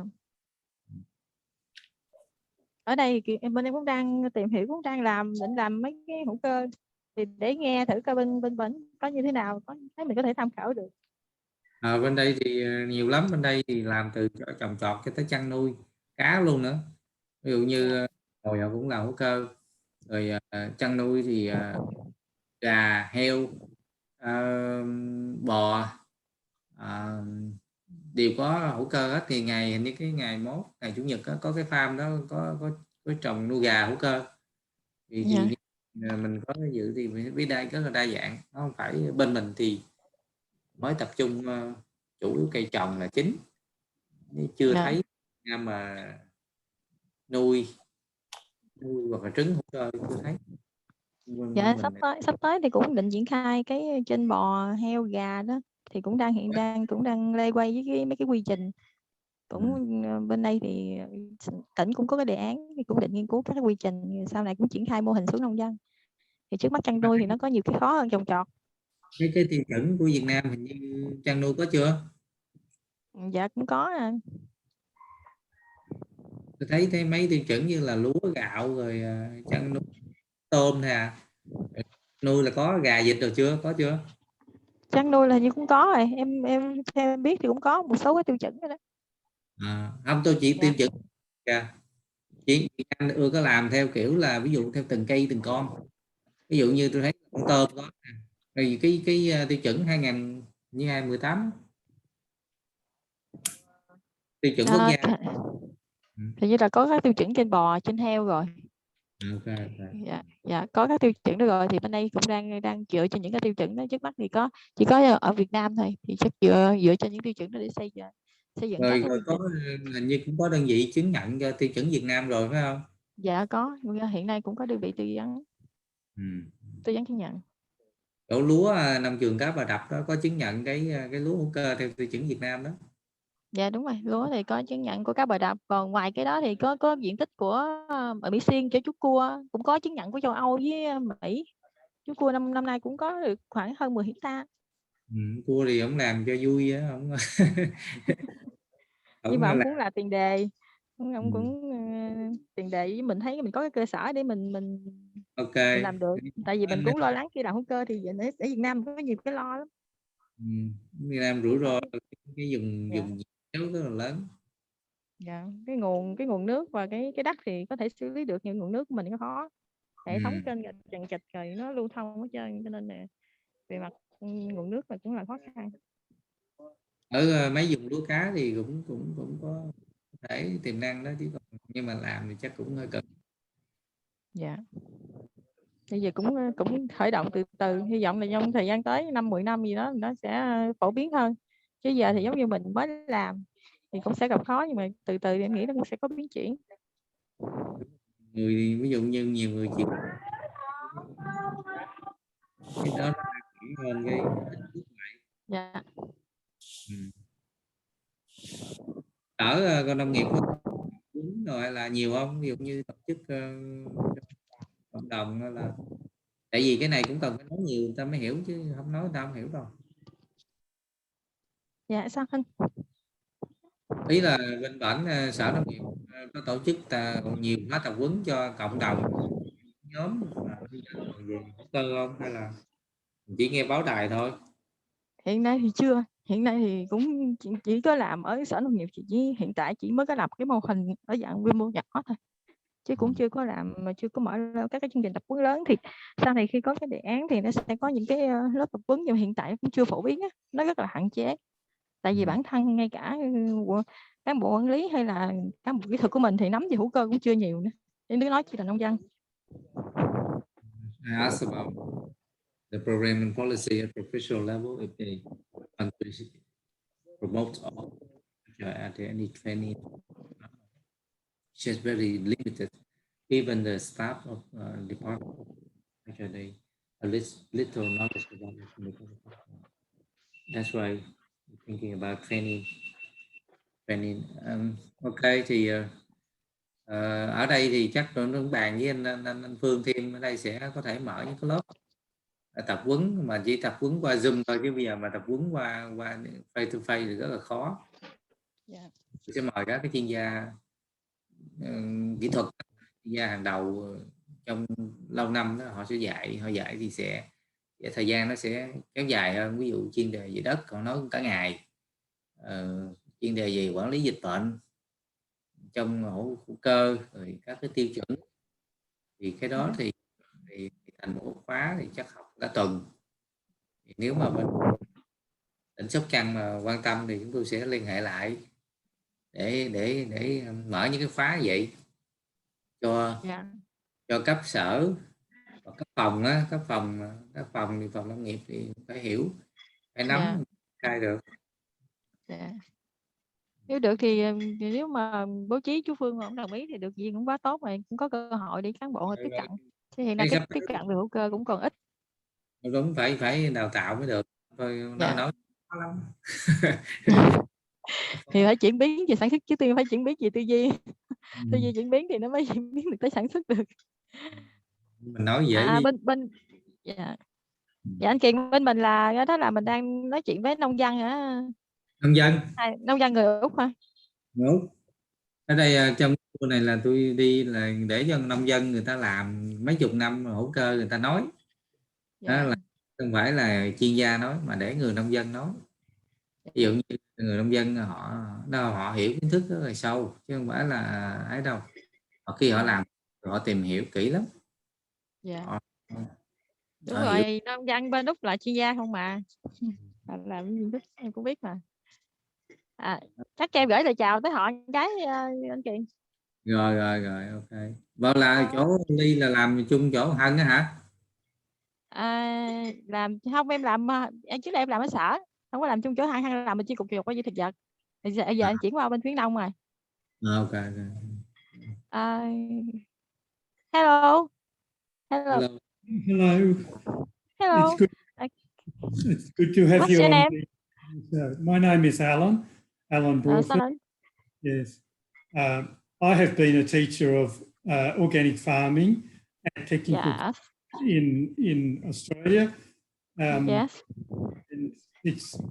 And I've run one course in Vietnam, and maybe I can do some more in the future when travel is allowed again.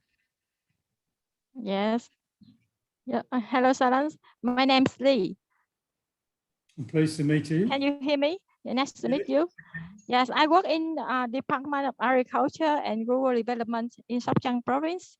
Yes. I used to be in Australia in 2009 and 2010. When you here study? Yeah, I study master in UQ. Okay, okay. Okay. What's your area? Horticulture. Horticulture. Okay. Yes. That look good. Yes. I hope I can hear you in the future. Yes, I hope we can meet in the future. I can, or we can meet in the Zoom to talk about the organics.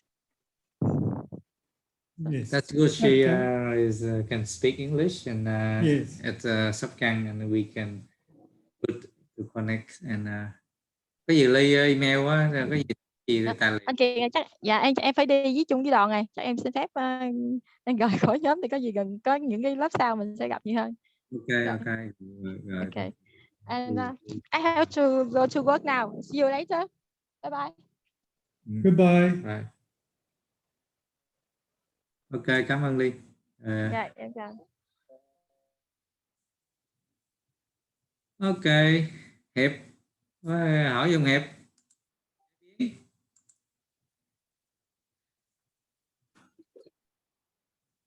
Nói tiếng Anh hay nói tiếng Việt thầy? Hello Alan. Yeah, Mấy hello người nói Hiệp. tiếng Anh luôn đi. Yes. Hiệp. Em tính chị hỏi về mấy cái sản phẩm mà bên kia có chế biến này kia không á? Hỏi tiếng Anh luôn đi, có mấy người hỏi tiếng Anh luôn đi.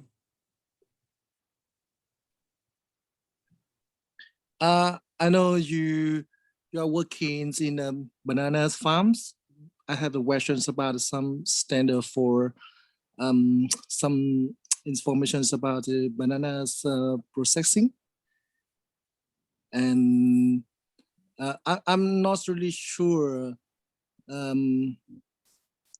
what kinds of products from banana you are produce now, or you will, and you are going to process in the future. You sell fresh, or you want to produce like value added? Yeah. I have looked into that, and a few old farmers from this area have gone into dried bananas and chocolate bananas and things like that. But yeah, I actually just like to grow bananas, and the demand is so big now for local bananas in this area. Every now and again I do think about that, especially dried bananas is a big. You can really value add by drying bananas and selling them.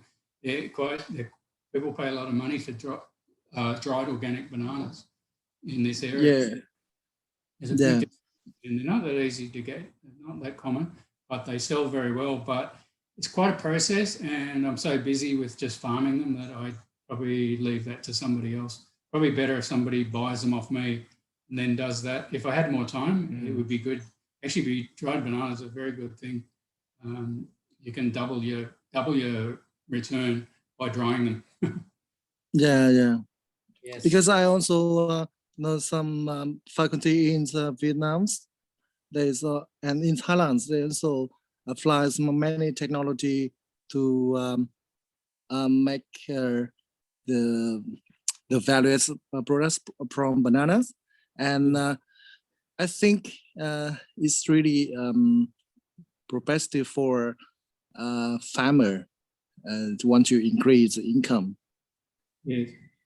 Yes, and if possible, I think organic banana is really it's quite respected now. And do you apply for the high-tech technology in the banana post-harvest? Can you I mean, answer- yeah.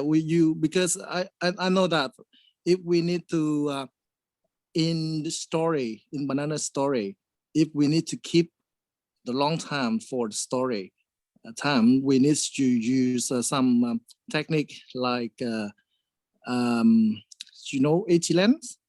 to make the banana make it for matures. So I'm not really sure about in the organic banana. What the methods you apply for that? For banana storage, for protection in storage.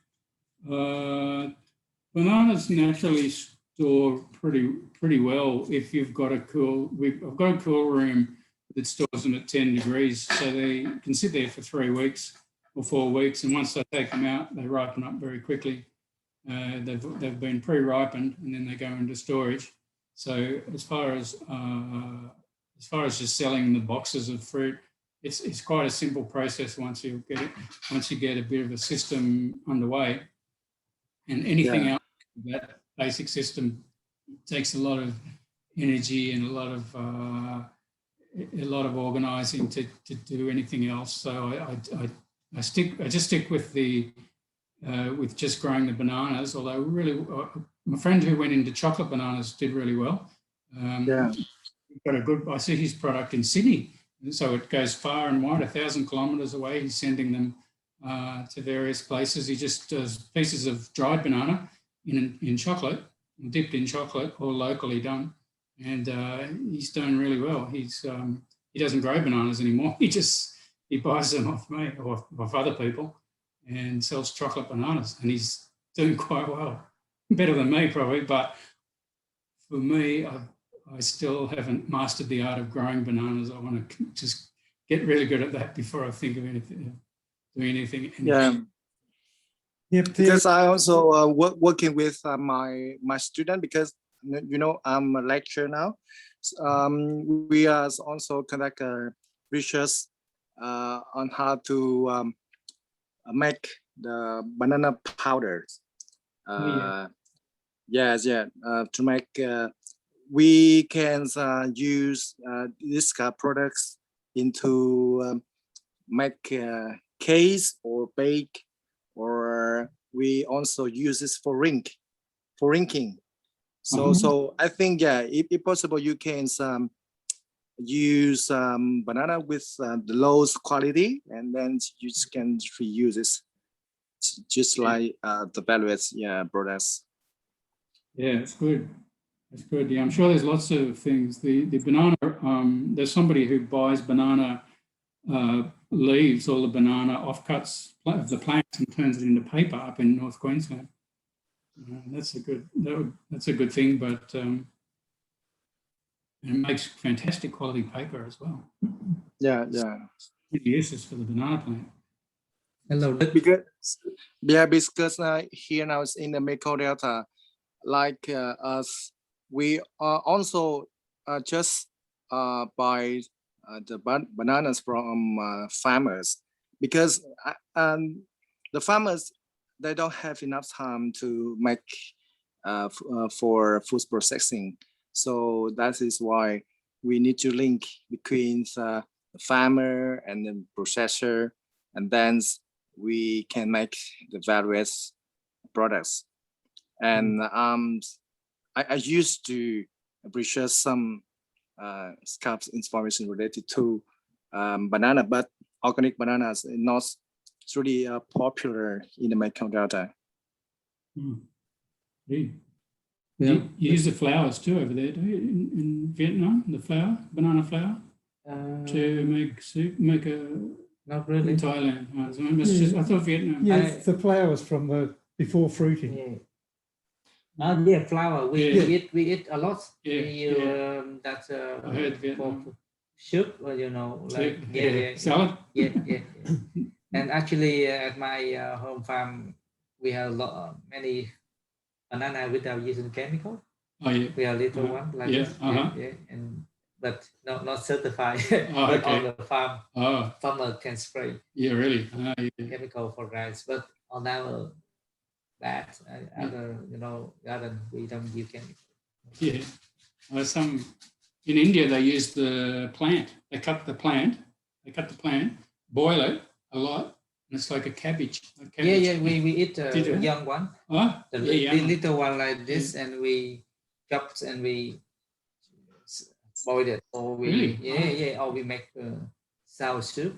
Uh-huh. Oh. Yeah, sour soup, and or we mix with like chicken or meat, and that's it called salad. For chicken, and then we almost we ate everything. Also the leaf. Yeah, the leaf we make really sticky case or or fermented fish, or fermented meat, and they cover by banana leaf. They cover it up. Yeah. My friend, he used to live with my friend. He know is that we met him. Yeah.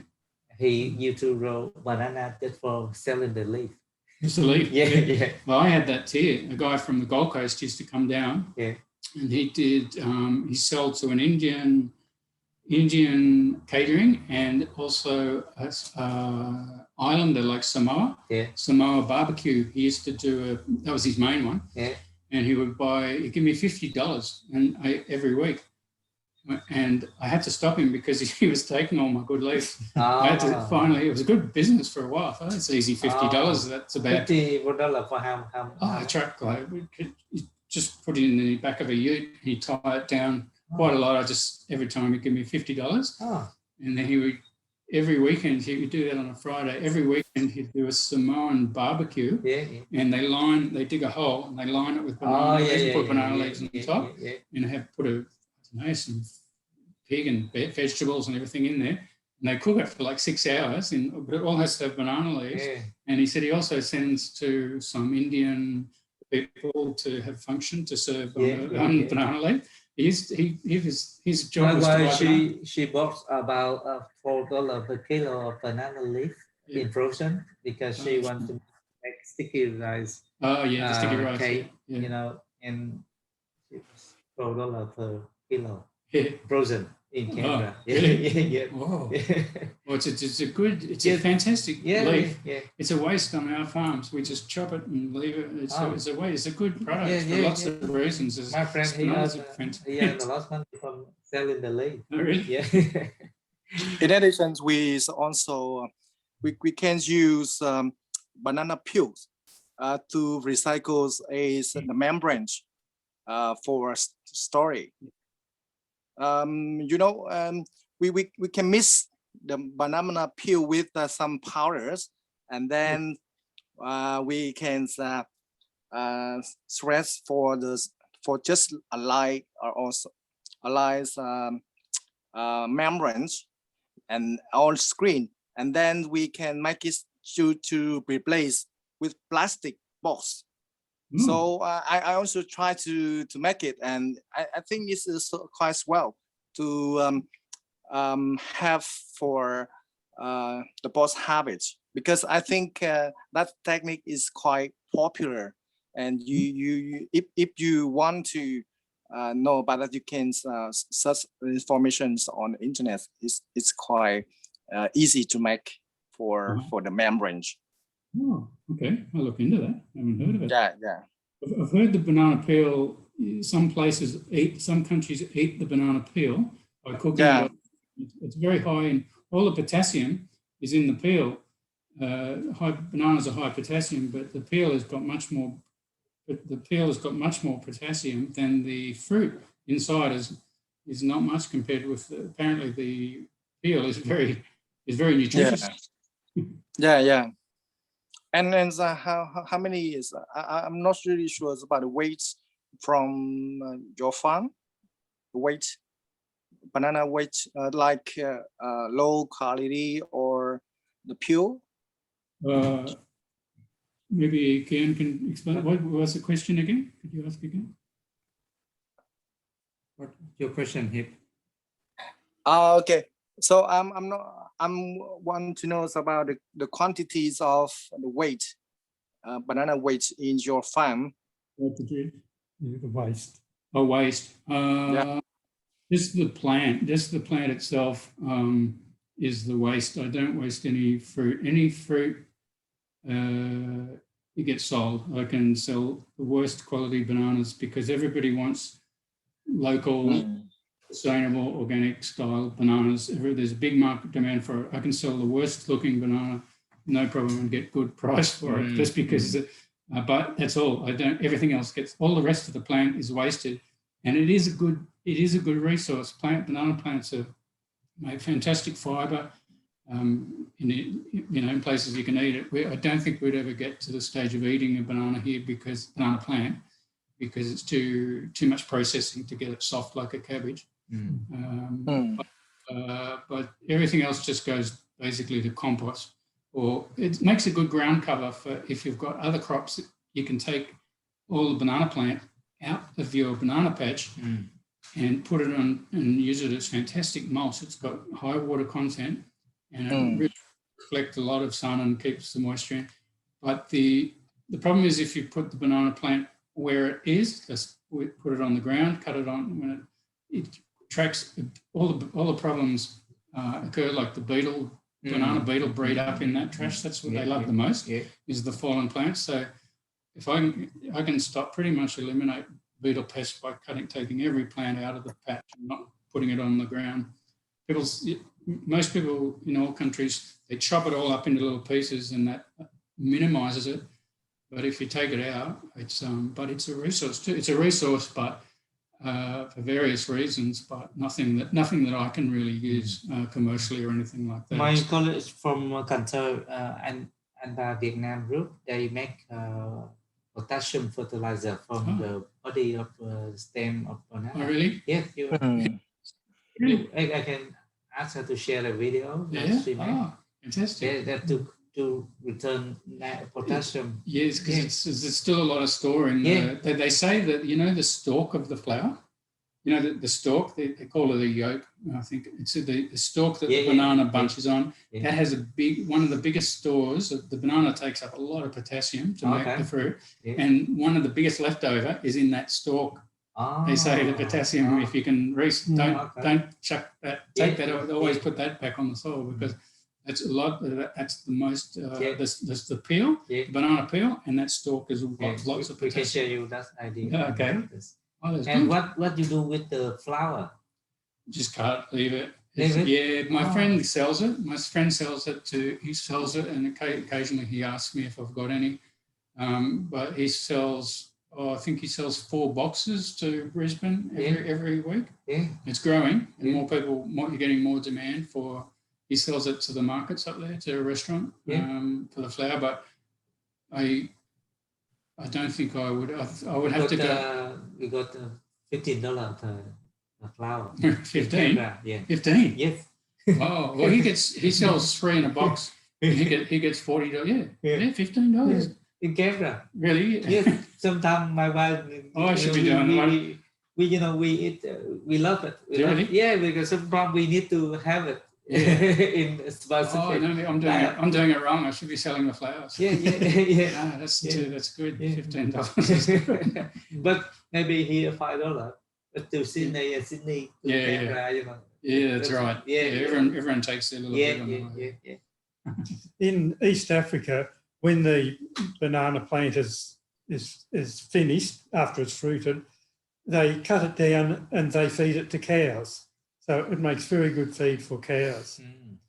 And also in East Africa, I saw some very good low-tech systems for making banana chips.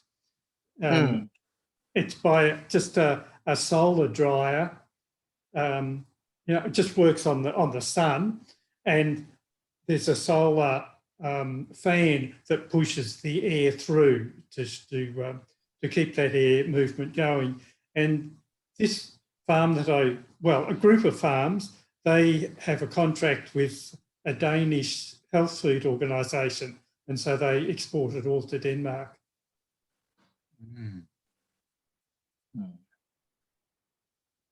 I think banana is a valuable source for food, and they can use for many purposes if we know about the technique, because it's quite easy to make.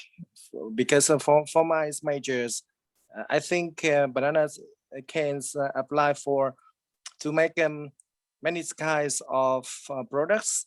Just like you said that you used to make the ripe bananas, and we can make the powders, the case, or bake banana base to mix with rice powders is quite popular and famous in Vietnam. You know, yeah. In Vietnam we call bánh tráng. Thầy cái từ bánh tráng. Rice paper. Yeah. Bananas, from bananas. It's very famous. We can use this and fry it and smell with a good smell. Yeah. Oh, interesting. Yeah, we're not very imaginative in Australia. We just we just eat bananas. We get the bananas and throw everything out the way. Bit wasteful, but it's actually a good resource. I don't waste anything really. It always goes to mulch somewhere. It goes as a mulch on somewhere. If not somewhere else, I'll mulch the interrows of the bananas with the rest of the plant. But it certainly has some diverse uses by the sound of things. It's a new one. I actually have heard of banana flour, but I've never seen it or tasted it or know what it's used for. Yep. It's usually the banana farmers who supply supermarkets are the ones who have the big waste, because the demands of the supermarkets are very specific for the size and the shape. And so the wastage there is huge. And sometimes it's just fed to cows. It's not really used for anything. The growers accept they're going to have a very high wastage system. It can be 50% for those farms. Those farms supplying the supermarkets can be 50% wastage of bananas. Mountains of bananas just go to waste. It's really bad.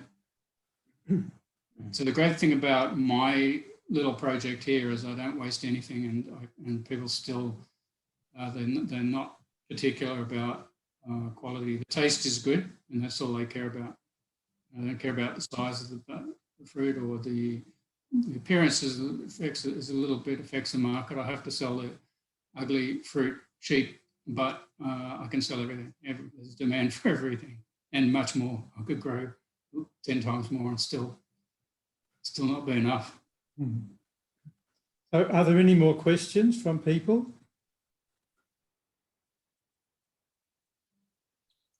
No, it doesn't appear to. So I think it's fine now. Yeah. Thank you so much for your answer and a lot of information about the banana. I hope that next time when the COVID-19 is it's over, I can come to Australia and to visit your farm. Yes. Yeah, and try to eat banana. Yeah, organic banana. Yes, I have studied in Flinders University. Oh, okay. And specialized in food processing and nutrition. Oh, fantastic. Yeah, no, you'd be most welcome. I've got a room here, you can stay. Yeah. He's definitely most welcome. He's been here. A great pleasure with us in 19. Ah, yeah, 2019. Been here in 19. Yeah. Yes. We didn't come up here. We did Gippsland and the Riverina, but we didn't come up this far. Oh, next time, come on. You can stay here. Yeah. No, it's a good accommodation. Yes. And I asked my friend to share the way they do potassium. Yeah. Okay. Yeah. Thank you. Thank you. That's good. Yeah. And that'd be good because it is.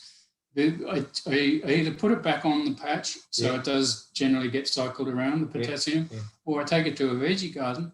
Whenever I mulch a veggie garden with banana plants, you don't have to put any fertilizer or anything. Just the banana waste breaking down. It's got nitrogen, everything in it.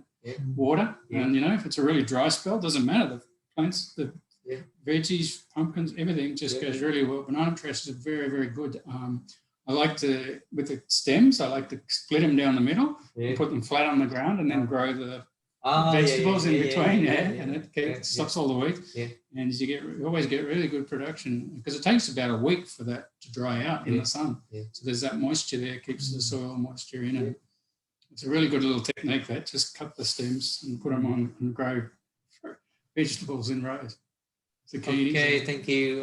Cảm ơn bạn Lương Hà với Đức, Hiệp, Đăng, rồi anh em phía Việt Nam dự buổi hôm nay. Bên đây, thank you Garry and Alan. We host very good, successful webinar, and for communication in two countries. We learn a lot from each other. And, for example, about the Nematodes in here and how you maintain the organic. Yes, if anyone ever wants just ask a question or anything, just send me an email. Fantastic. Okay. Alan, have your email? Yes. Okay, look good, and see you. Next. Thank you. Okay, everyone. Bye bye. Bye bye. Cảm ơn anh nhau, hai vị khách mời. See you later. Chủ nhật cũng có giao lưu cà phê với gia đình bà Chủ nhật rồi với thứ hai nữa, còn 2 ngày rồi xong chúng tôi về, tôi sẽ lên chương trình có thể là đào tạo từ xa trong thời buổi Covid, sẽ mở những khóa chuyên sâu về nông nghiệp hữu cơ. Xin hết.